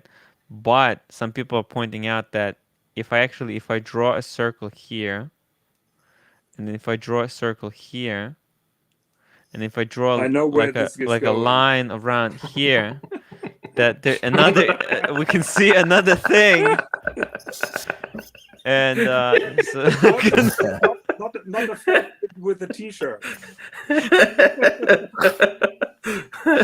yeah, this is something. It's Logan, stop polluting Tim's mind. yeah, it's just Vincent George pointed it out, and I didn't see it, but that just blows my mind as well. That's the really cool thing about these watchmakers. They spend all this time, and they're actually are putting in these Easter eggs for us to discover as we explore Subliminal advertising. subliminally. Yeah. No, but this is man, this is like super. By the way, I wanted to ask David what his thought was on the super grails, because for a lot of people, for us, it's like it's based on price, because these things are so expensive. Like this is almost $100,000 watch. Actually, you know what? It's more than 100,000. It's more than 100,000. Yeah, It it's doesn't not. even have a deployment buckle. Yeah, exactly. And I was saying, like, I was gonna ask him, like, well, how is it for a dealer? Is it becomes price related, or is it like what other factors are there? And that's why I was kind of talking to him a little bit about the watches that belong to someone, and how that can affect the value. Yeah, but this is a good point. No, can we just stick with the perpetual calendar? Yeah, I again? was just gonna So open it up I'm on gonna the. screw my own watch now, and I'm gonna raise now the value of my own watch. No, the perpetual calendar. Yeah, right here. In my opinion, and I still stand with it, I bought this watch with a gray dial with a platinum case 1.5 years ago. I paid around 40,000 euros for it. New price for the platinum watch would be today, with a deployment buckle, maybe 120, 130. Ooh. So is there any better deal to be made? Now they are 50, a little bit over 50. Yeah. But it's still, basically in a couple of years, 70, 80,000 euros have been worn off. You have a fantastic watch, and it won't drop any further. Wow. Oh man, I mean, when the whole world is going after sports, steel sports, Rolex, this is a perfect time to pick up an actual grail at a massive discount. Yeah. I'm not saying about these brand new ones, but I would go for used and a little bit older model. Yeah, Archie's friend bought a perpetual Lange perpetual calendar in yellow gold for less than $30,000 US dollars. You remember that when Archie told us the story? I think 1 year ago. Yeah, that's crazy. I just sent you a link in the private chat, Tim, to one that Jonathan gave me last night. It's an auction of a Lange 18 karat white gold. Oh. As Jonathan says, the dial is an acquired taste. Okay. And that's a question for the price retention. Is, as David said, Patek has come out with some unique pieces that maybe they wish they hadn't. So in terms of buying that watch that people really gravitate towards, and then they're going to they like it, and they'll buy it now, they'll buy it 5 years ago, they'll buy it 5 years from now, 10 years from now. Yeah. they'll still want that style and that watch. And so, prices can increase. Like Rolex doesn't really veer much from, their original. Like over the course of time, there might be differences, but they're still making the watch and raising the price. If they're not making the watch anymore, they can't raise the price. Right? So then you're kind of at the mercy, if you will, of the market, and whether it's a in demand watch as a vintage piece. Damn, that's nice, Captain. This is pretty insane watch. Yeah, like something like this is going to be classic. This is a bargain, right? Because this you can wear 10 years from now, 25, 50, and it's the same movement like in the perpetual calendar, guys. It's the same movement. Wow. Can you pull up the perpetual calendar and show the movement? Wow. Hold 1 second. No, that was not a movement. That was no, I know. Hold on, where is it? It's gonna be like the inside this perpetual. Yes. I think you have to go to the Lange webpage. I've got it. I'll send you the link. I think if I click on this one, just sent you the link. Yeah. Oh, there you go. I almost got it. It's gonna. It's and now gotta you can be flip here. it around. Here we go. Yeah. Flip it around. There we go. Oh, you're right. Unbelievable. Of course, I'm right. That's I'm ridiculous. Right. That's ridiculous. And this, how much it sold for? It's sold, right? It's gone. 30, they are selling for 14,000 euros. 13,000 pounds. That's unreal. Yeah, that is, in my opinion, that is the best value that you can get for your money, if you like the dial. It's a pretty awesome dial, I gotta say. Yeah.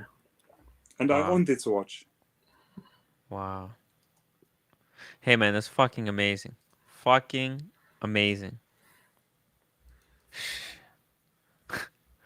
So good. I mean, it's slightly more affordable than the limited edition of 30 Tourbillon. Yeah, I mean that's let's see what else they cooked up for us to look at. Okay. So these were the releases, right? That's it. These are the new releases, yes, and there is a triple split. The triple split. Look at that. Oh wait, the triple split that came out before, right? Yes, in April. Yes. Yeah, I remember. I remember the triple split. Gorgeous. I remember the salmon dial. That is gorgeous. That's pretty awesome. Well, holy fuck. That's pretty crazy. All right then. Unfortunately, these are completely unaffordable. Like that's the problem with with these new watches, that they're gonna be so expensive. And the crazy thing about this, even this square watch is gonna go over retail. You know that, right? You know that this 300,000 euro watch, it's gonna sell for 600 on the gray market. Could be, but Tim, if we go back to the discussion that we had earlier, if it's true that Lange is cutting their production from 5,000 pieces to 2,500, yeah, that will mean that they will try to get more money per unit that they're producing. Right? I think they're trying to compete with Richard Mille. I mean, there's only one reason why they would make this kind of a torno-looking shape, and that's to compete against Richard Mille. I mean, because they're actually doing some insane work on the dial. Although it's like a Lange and Sons take on the Richard Mille. Let's be honest here. That is a far stretch. No, it is. Look at it. It looks exactly like. I'm glad the Lange master, which is Jonathan, has said that. This is. I was thinking it, but you said it. Guys, It's I'm it's an right. elongated. It's kind of it's in the Cartier slash JLC. yeah, JLC exactly. And basically this case shape exists since 20 years. So so it was even before Richard Mille. No, So but they brought it out to compete against Richard Mille. The price is no, exactly the price of a Richard Mille. I mean, yes, this but Tim, the director of product development, said against Hodinky that they will not continue this kind of case shape any further. So yeah, do if this sells and if it sells like hotcakes, of course they will. Of course they will. It won't sell like hotcakes, Tim. There's only 30 of them, and it's made of platinum. It's gonna be all about marketing at this point. But 30 look, hotcakes. the people who are in the But, market, the people yeah. who are in the market right now for Richard Mille, they will be looking at this and they'll be thinking, well, should I get the Richard Mille, which sells for 100,000, then resells on the gray market for 300,000, or do I go for a Lange that goes 300 new? And where the winds are going to blow? Because Richard Mille might be hot today, but what happens when it's not so hot? Maybe there's future in, like, look, I'm thinking they're playing game. They're setting their cards. They look at the battle lines. They see who their competition is. They want a chunk of Richard Mille, and I think, look, they did it with the Odyssey, when that's Lange's take on Steel Sports, Nautilus, Aquanaut, uh, Royal Yeah, Oak, there you're and right. and this is their answer. You look at this; it's a crazy complication with a simple dial, square shape that's going to be timeless. I mean, that's Richard Mille's. These are No, all Richard Mille's kind of no, no, staples. no, no, no. I'm pretty No. sure, Tim, as much as I appreciate your thoughts, I think you're totally wrong. I would bet. Look. I'm not. I think. Wait. I would bet money that the CEO of Lange knows already 10 clients who will buy this watch right off him. And I bet that none of them has a Richard Mille. That's exactly what I'm saying. This is And they're why not- they not did looking it, at because Richard Mille. those clients want something that's kind of like Richard Mille but classy. Because you look at Richard Mille and it's got no class. It's that they don't want that association with that kind of culture. This is like a very cultured, very sophisticated Richard Mille that doesn't have the baggage of the Richard Mille. You can't compare this to RM. I'm comparing it in. He's saying the buyer is looking for a Lange enthusiast. A Lange enthusiast, sorry. It's like is looking they for would that consider it F-off blasphemy. piece. Right, Yeah. they would. But that's right. They're not going to buy a Richard Mille. Yeah, Exactly. they're not interested in this crap. Right. They see it as Rafael Nadal singlet crap. Yeah, That's what they see RM as. I think want that- one for $15,000. I think you guys are kind of misunderstanding what my point is. I'm just saying that I think there is these people who have their Langes, who have their classy watches, and they're looking over at this other community, and there is nothing that is like there's no answer to RM at the moment. Richard Mille, Hublot has tried and they kind of failed because their replicas are way too close, and I feel like this is a kind of a Lange's attempt at to enter that kind of that, because the price. I mean, look at the price. The price speaks volumes to me, because 300,000. That's, there you go. That's the RM price. The shape, the complication. Where is Marco when we need him? Look, He's crying right now. I think, would I take this over a RAM? Of course I would. Like, if well, let's put it up to the poll. Let's poll this. What would people rather take? What would for 300,000, right? Don't If don't you- don't don't put a Rolex option in there or a VC. Let's see here. Lange Patek. But David made an excellent point earlier about the colored stones that are used in all those high quality watches. It's really very difficult, and they're basically cutting those stones regardless of the natural shape, just to get that single shape that matches them, and that is bloody expensive. It's like what David was saying about lapis lazuli or whatever it is. Bruce Williams did a useful video on I think it was an SMP, no, a Seamaster 300, not the SMP range. Omega brought out I don't know why they did it, but they did it in lapis lazuli, the dial, and it was like going for $35,000. I mean, it looked beautiful, don't get me wrong, but it's Omega, guys. I mean, even the Omega fanboy has to go, really? Stop bringing out a new watch every time. Like, Ardbeg bring out a new bottle. It's like a new thing every day of the week. Yeah, unfortunately, like the cool thing with the new bottles that people can actually drink in and it disappears. But a lot of these ceramic subs, they're just not disappearing from the market, and it's eventually it's gonna catch up. I wish people weren't drinking their whiskey. Then it will grow forever. Actually, it wouldn't grow. But because they do drink it. Imagine if you only wear your watch a certain amount of time until it like vanishes from your wrist. Well, speaking of Omega, I'm actually doing the new releases for this year tonight, my time, or tomorrow morning, your time, Tim, and for everybody else in the States. Cool. Drop the link. Drop the link to the stream.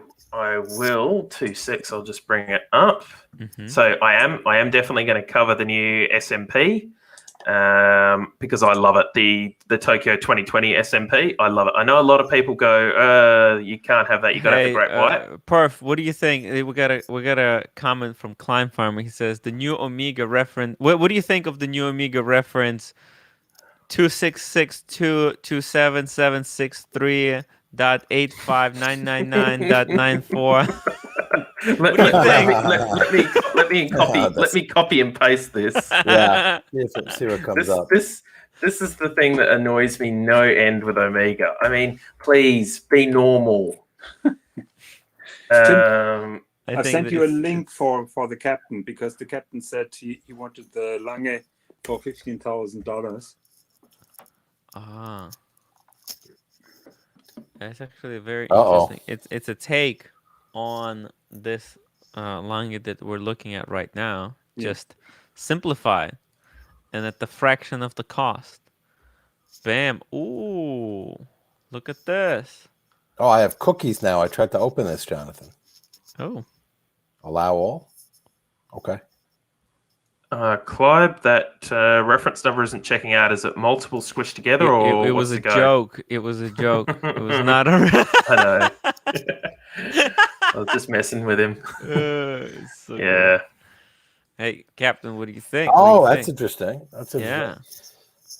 It's like the same one, but without the tourbillon, exactly. Wow. Without the hacking tourbillon.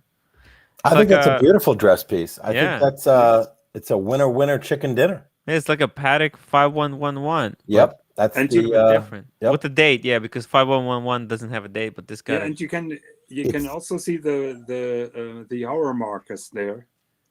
Yep, the diamond shapes. Yes. Very cool. It's open movement. It's thicker, which is Lange style. Yep. Right? It just make got some presence. It's got presence, which is the way kind of the watch market is gone. You know, I don't know if we're going back to people say, oh, smaller watches, but I think the horse has left the barn, you know, with You know, kind of you I know, think pieces. now it's Captain, the medium-sized watches. We're in the medium size. Everything is, I think, 40 to 42. Oh, sorry, 38 to Mhm. 42. Yeah. That's where we're kind of Well, you know at what, right Tim? now. Great question. Somebody asked me the other day. Their wrists are not that large, and Yes. they're debating the 36. It's a tough one. The date just. Mm. They want a date just. I freaking love. Look, I I tell you mean, guys, I love the 36 Explorer. I think it's absolutely perfect. right. Is it the right time right now? I don't think so because I mean, look, if you don't mind being abused and called a lady boy or a girl or whatever, if you don't mind it, then this is a perfect opportunity. Grab the 36 millimeter Explorer 1. It's an amazing piece. I love it. I can't feel it on the wrist. I feel so good wearing my Explorer. just imagine how good you would feel if you had the two-tone. I know. Actually, you know what?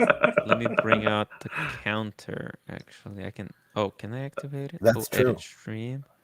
Hold on. That's your Widgets. go-to out of all the watches, the Rolexes you Boom. have, and you have all of them in terms of the hot pieces, the hot sports There pieces. we go. Your grab and go is that 36. By the way, I'm I'm 80, almost $81 Into the two-tone? into the two-tone. There we go. That's I put up the counter at the top now again.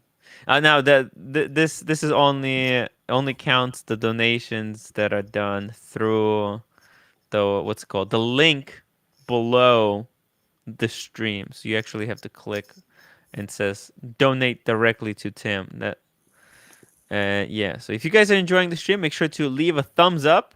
Thumbs up are free. If you want to contribute to the stream, you use the super chats. If you want to contribute to the two-tone Explorer, well, maybe it'll take me 10 years. Maybe I'll get it. By the way, you know what I'm thinking? Let me ask you guys a question. I was thinking of this crazy idea. You know how everyone gives away a Rolex at 100,000 subscribers? You guys know that? So you know how I'm at what 2,500. By the way, guys, make sure to subscribe to the channel. So I was thinking, what if I give away? So if I do get the Explorer two-tone, right? What if I give away the Explorer 1, the steel, so I don't have the double up? What do you think about? Wouldn't that be against your code that you're not flipping your watches? Well, no, I'll give it as a gift. Okay. I'm gonna do like a little lottery at 100,000 subscribers. But Well, you this can is give it to me as a gift, and I give you a $6,000 gift back. How about that? yeah. Yeah, I what wish those guys do, Tim, is they go on Yeah. Chrono and they pick out the cheapest Rolex that's on there. There's probably one for $2,000 that's beaten to hell and Yeah, that's what other blankened people and do. Yeah. what Jonathan, the lugs are cut off and sawed off lugs, and they're like, "I'm giving away a Rolex," and it's like, really? Is that what that is? I don't know if I can even subscribe, if I can even survive until 100,000 subscribers. It's gonna be a very long time. Just But imagine how many super slaps you will receive in that yeah, time. but then those super sub they'll pay for the two-tone because That's, look, if that's I'm your gonna filling, Tim. I just figured it out. That's why you keep having to get a new filling, yeah because you're taking too many super slaps. yeah I told you guys, And you should charge more for a super slap. It should be it should be $100 per yeah, slap. it should be $100 at least. At least, come on, guys. So maybe you just tell your wife she shouldn't use the fist.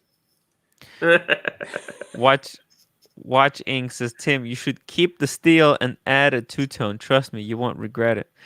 No, I know, but like at 100,000 subscribers, I think it's a kind of a tradition in the community, don't you guys think? Would be cool. Yes. Yeah, it'd be cool to give away. It's gonna be beat to shit by then. It'll take a couple years, but I feel like it's gonna be all the love, all the love. But whoever gets it is not supposed to sell it. That's gonna be the only rule. By the way, guys. Oh, so we got the results of the poll. 70% of you said that they would, for 300K, they would buy Lange Perpetual, and only 29% said they would go for the RM. So we have 71% of people that are sensible. Yeah. That's what I'm saying. This is why Lange did it. M3 Carolina Tim. Check. Do not think you will have paid for it. RM sponsors McLaren and was made for them. London has lots of thefts. He was wearing. Oh yes.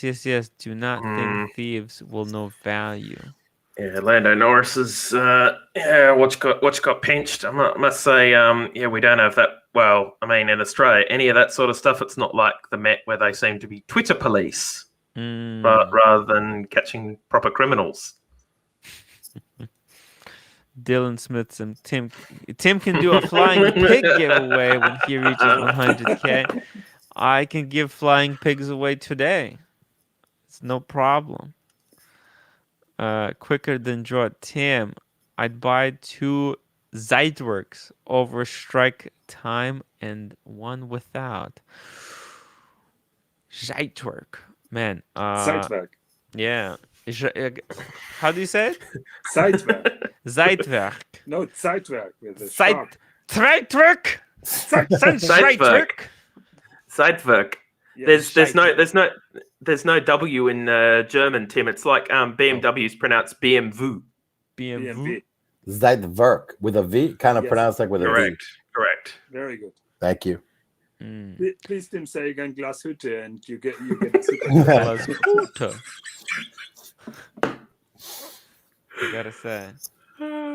I gotta say, this whole thing, Houdinki. What was this thing? The French watch. What was this? Yeah, reverse. Oh boy. Tim, French when watch are we industry. doing the one-on-one about the Laureato? What about the Laureato? Yeah, you want? I wanted to defend the Laureato, and you Baltic. There we go. on it. Completely forgot. Let's do it next time. Save it for the next time. M3 says, Tim, you could give away 100 Casios. Man, people gonna unsubscribe. I will never leave that. I'll never get to there. What did we decide in the end for O'Shea's watch? Oh, we got him. What's it called? We got him 2. Basically, one my watch. Where we're gonna, because we want to get him a clear one. I already had a really good. Actually, let me take this off. Wait, hold on. How do I take this off? Okay, let me take this off. Okay, so we're gonna give him my clear G-Shock. I never wore it. I just bought it. I thought I'm gonna wear it, but it's too big, and because he has big wrists, and actually that watch is quite collectible, surprisingly. So we're gonna send him my G-Shock, and then we bought a black Casio.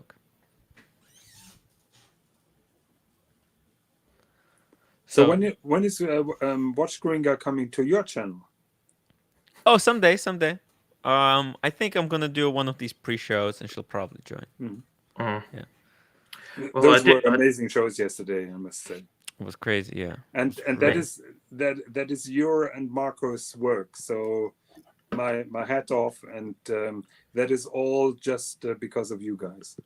Oh yeah, man. We were working hard. It took a long time to clean up Archie. 6 months. Yeah. To make him a little bit more presentable. So you mean you have a 10-year-old dog who was crapping in every corner of the room, and you made you just taught him like a dog trainer. kinda, you know. Yeah. It's all about that community, guys. It's all about the community and giving back. We're also planning some kind of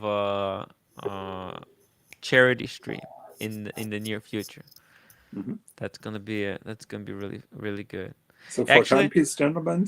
By the way, yeah, I'll talk a little bit about the Timepiece Gentlemen. So I spoke with Anthony a little bit. Let me actually bring up my conversation with him. One sec. I'm not gonna show it, but I'll say kind of generally. You spoke with the real Anthony? Yeah, he answered me. So yeah, so I told him that I want him to come on the show and kind of talk a little bit, and he said no, thank you. I said, look, the invitation is open if you ever change your mind. He said, no, I will not change my mind. I said, look, I just want you to succeed. I want to go through uh, what you guys did, and maybe because my thinking is that they don't know what it is that they did wrong. Okay.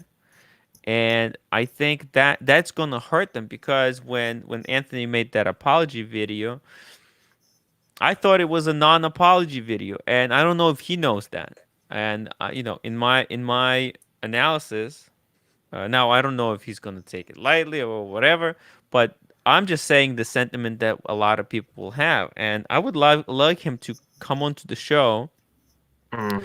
and we can have a discussion about like what people think that he did wrong, and if he is, because he made an apology video, he wants to apologize for it, so that he apologizes for the things that they did, that how they wronged the community, okay, to clean it up, and and actually talk about, like he said, like he bears all the he takes on all the responsibility. I don't think that's a good healthy way of doing it.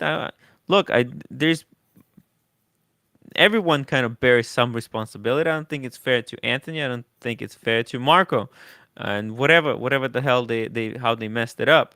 But look, I think they need like some honest talk, some honest, because if they keep messing this up and not, because he said like, oh, so he said he will not do it because my interviews go to people that don't attempt to tarnish my name and business. And I'm like, yo, I'm never tried to tarnish your name and business. I actually I want you two guys to address the criticism, to actually address the actual criticism, and to get past it. Because I think the longer they put off the addressing the actual issues, the more it's gonna hurt them. I think they're hoping it's gonna blow off, but I don't Yeah. know. I It just reeks of arrogance, that answer and Yeah, response. yeah, And I think this is the sort of thing that he needs to step away from if yeah, he ever wants to be seen as a Roman shaft in the industry. Otherwise, yeah. they're just going to go phony Tony. No, but Timepiece Gentleman was basically never about selling watches. It was all about the flexing and the fame. M3. Hold on 1 second. M3 says, Tim, I disagree. I think Anthony knows exactly what he has done. He is a sociopath. I will never go on any live stream. They will will never go on any live streams. They will not be around in 3 months. Even his website URL expires soon. I mean, well, that's what we want to know, right? Like, is what's going to happen? Because I feel like if he actually wanted to fix things up and make things better for himself and for everyone, I think when he wants some real honest truth, like But what is he his? doesn't care. He doesn't care. Look, he had a tremendous success by flexing and by that social media hype, Well, and he enjoyed that. And he tried to manipulate this development, and that backfired. But this guy will well, try no, I it actually again. look. I separate those His two ego things. is the I size of do the sun. separate. Well, here's the way I see it. I separate those two things. Was he this whole flexing thing, right? It is just the one form of selling watches. I was looking at it as if they were selling watches by showing these watches on YouTube as something that can make you feel good. Like they were advertising the watch like you buy this watch and you will feel like a superstar. You will Yeah. be driving uh expensive cars, having expensive dinners. Like this watch goes with this culture. And I thought like, well, it's just a form of advertisement, and I didn't really thought there was nothing like nefarious about it. But I feel like they reached a plateau in their YouTube, and they were at the point where like we need a viral video, because YouTube is all about that viral video. I need to work on the viral video, but that idea that they're gonna black out their business so that to bring attention to their business, but then they're doing charity. I thought like, well, they missed multiple marks. First of all, you're blacking out your business. Your excuse for blacking out your business for going dark is and then but they made it look like they're gone, that they bailed. It's a nefarious thing. And then they're like, well, we didn't run away.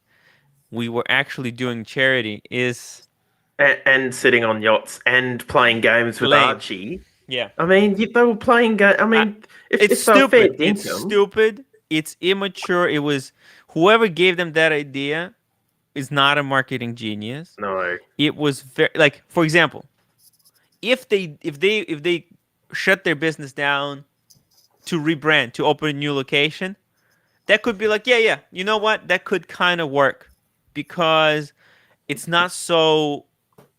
Doing charity is so nefarious, because doing charity for self-promotion has always been like a selfish thing to do. And I thought like, oh, and then combining those two things turned it into an absolute mess.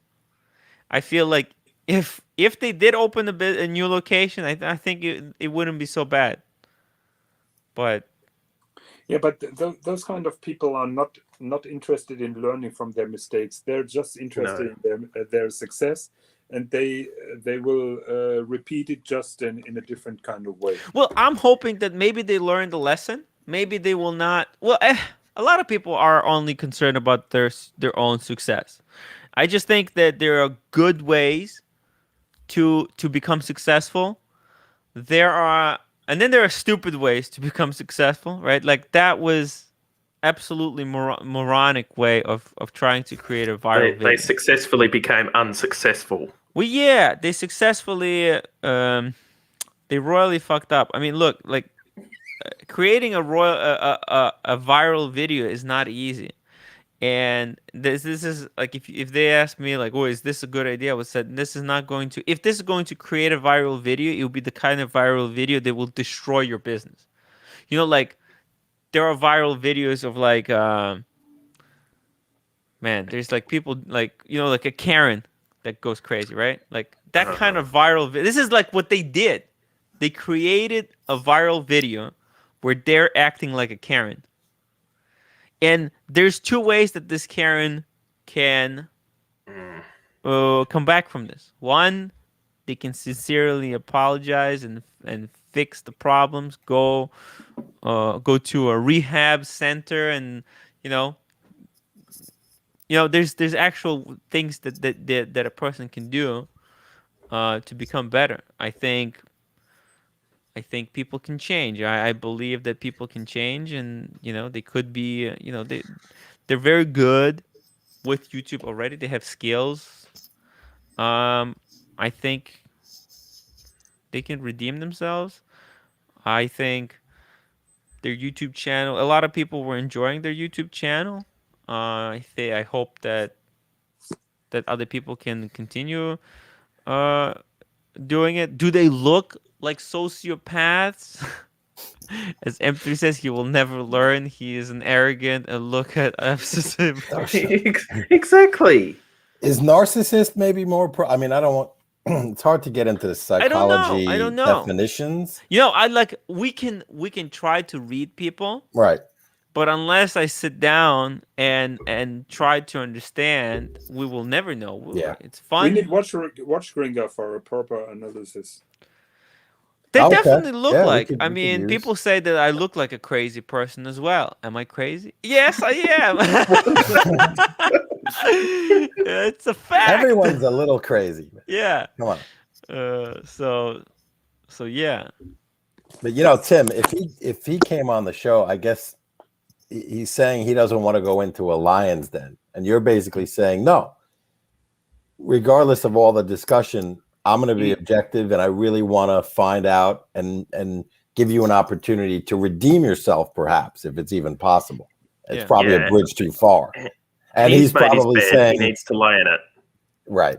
Or he can control the narrative, right? If you don't go on a live stream and subject yourself to potential, difficult questions that he may not be prepared, I to think answer. I think answering difficult questions is better than not answering difficult questions, because if anything, that it can maybe like I I I mentioned it, like when he was apologizing, I didn't think they know what the hell that they did that was wrong, and if you yourself don't know what you did wrong, and then you're apologizing for the wrong thing, you will never be able to get past the whatever the hell. Like there could be they're probably making a video as we speak, and it's gonna be addressing all the wrong things.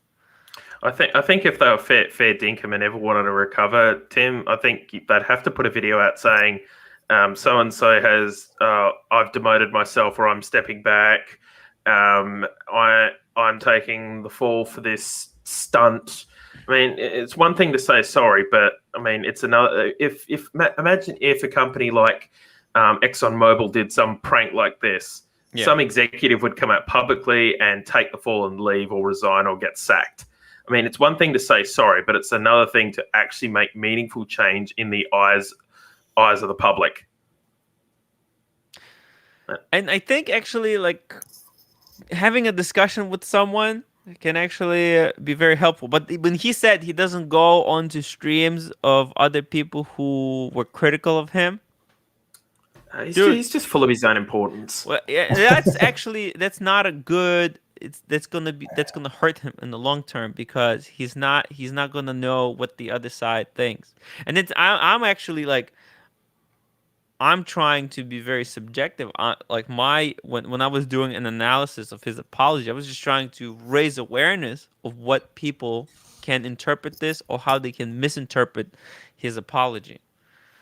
That's why I don't actually, I'm one that I don't believe in like these Politician non-prepared apologies? Yeah, look, there's these apologies where like where he said, well, this is like I'm off the coming cuff. straight truth. I'm coming from the heart. This is not prepared. I'm like, well, you know what? Apology has to be prepared, unfortunately. And he said it took him a couple of days. I mean, that's sus.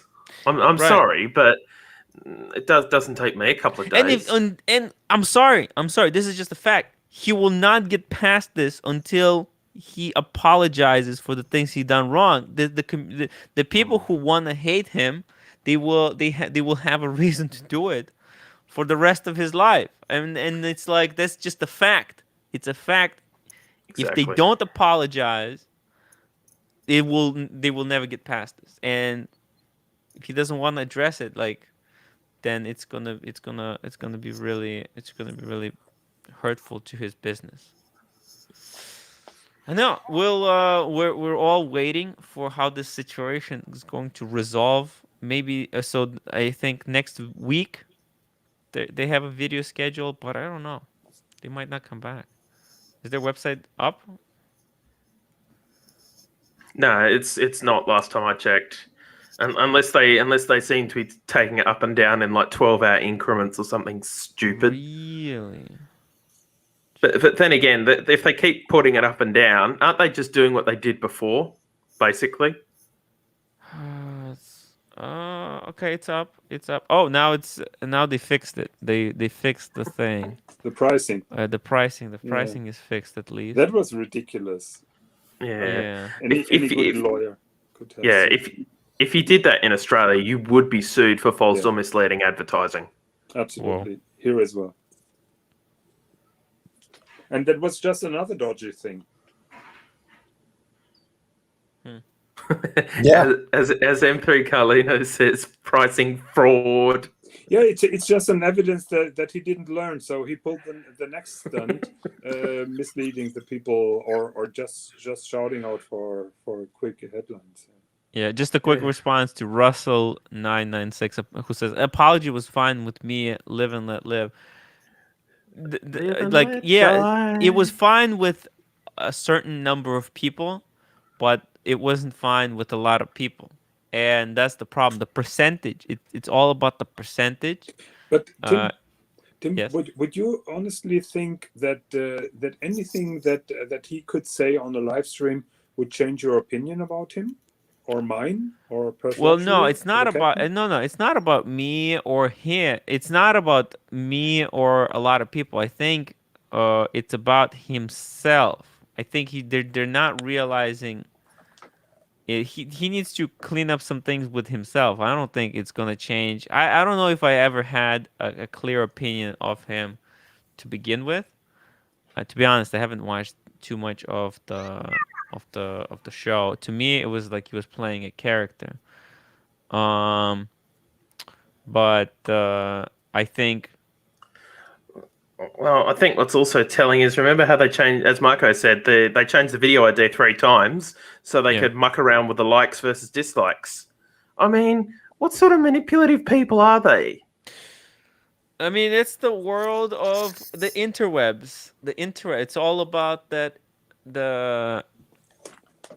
about the subtle kind of manipulation. That's what the social media marketing is. It's a game. It's a Yeah, game. How no, do you? and it's the same reason why he doesn't want to show up here on the stream, because he knows he's facing tough questions, which he's not comfortable to reply. So when it's getting hot, he's getting out of the kitchen. When thumbs down are getting too much, then he just starts over again. That's a pattern. Well, exactly. Like so, for example, if they stop that, I think, and if they actually change things, then they can maybe turn it around. I don't know.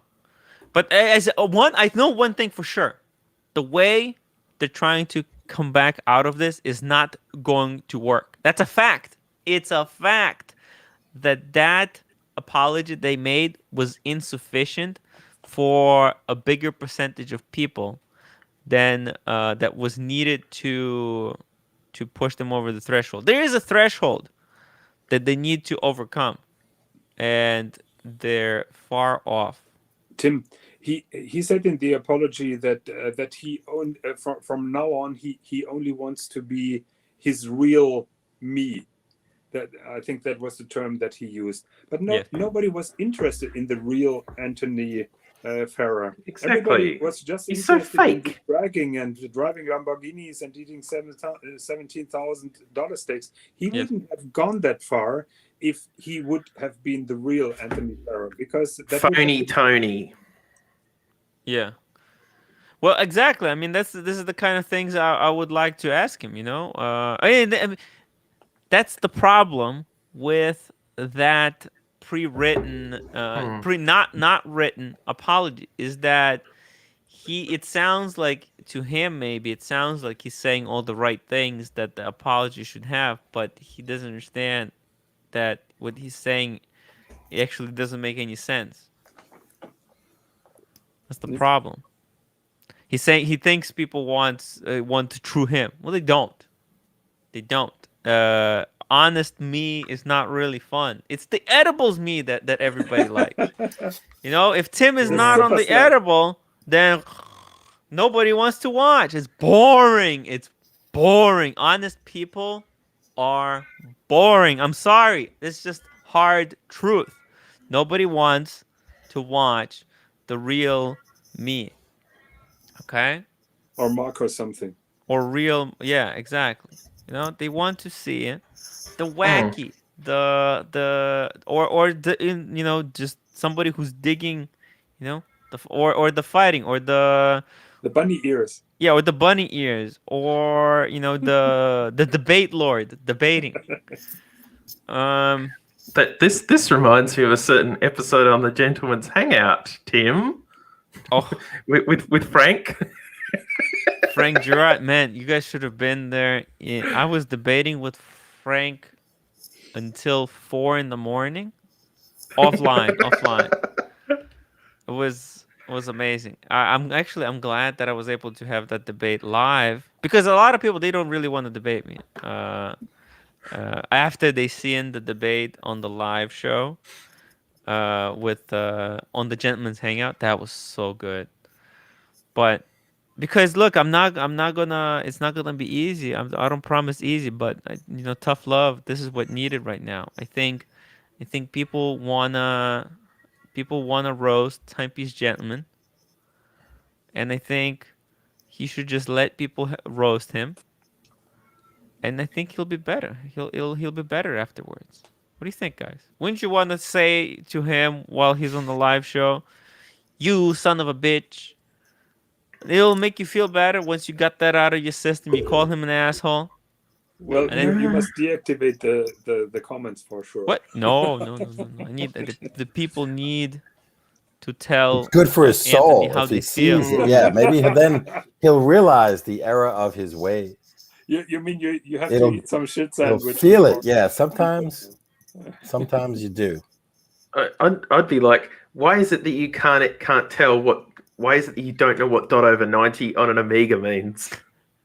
Seriously, he had to ask Mickey Mouse Michelini what dot over 90 meant and what to look for. Climb Farmer Tim, what episode of Gentlemen Hangout is that? I've only seen one, I think. Yeah, it's the one where you click the top comment is I'm saying this is the best day I've had of my life, which it was. And I would do, if anybody wants to debate politics with me, I will set any time you want. I'll take days off from work to have it. Oh no! It's too much fun. But yeah, guys, I'm gonna wrap it up here. All right, let's go. I gotta get ready for work anyway. Here we go. Thank you guys for watching. All right. Thank you. Thanks. Perf, thank you for joining me. Thanks, Tim. Jonathan, thank you so much. Captain. Hey, Thank you, Marco, Tim. the Watch Cardinal. Congratulations one more time on 1,000 subscribers.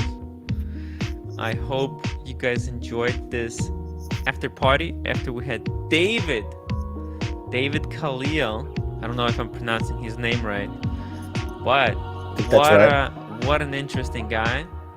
A watch dealer from UK. I hope he had fun. And you know what? Maybe I think he sounds like a really good sport. If he enjoyed it, we'll have him back again. So guys, prepare your questions ahead. And and I'll see you on the next one.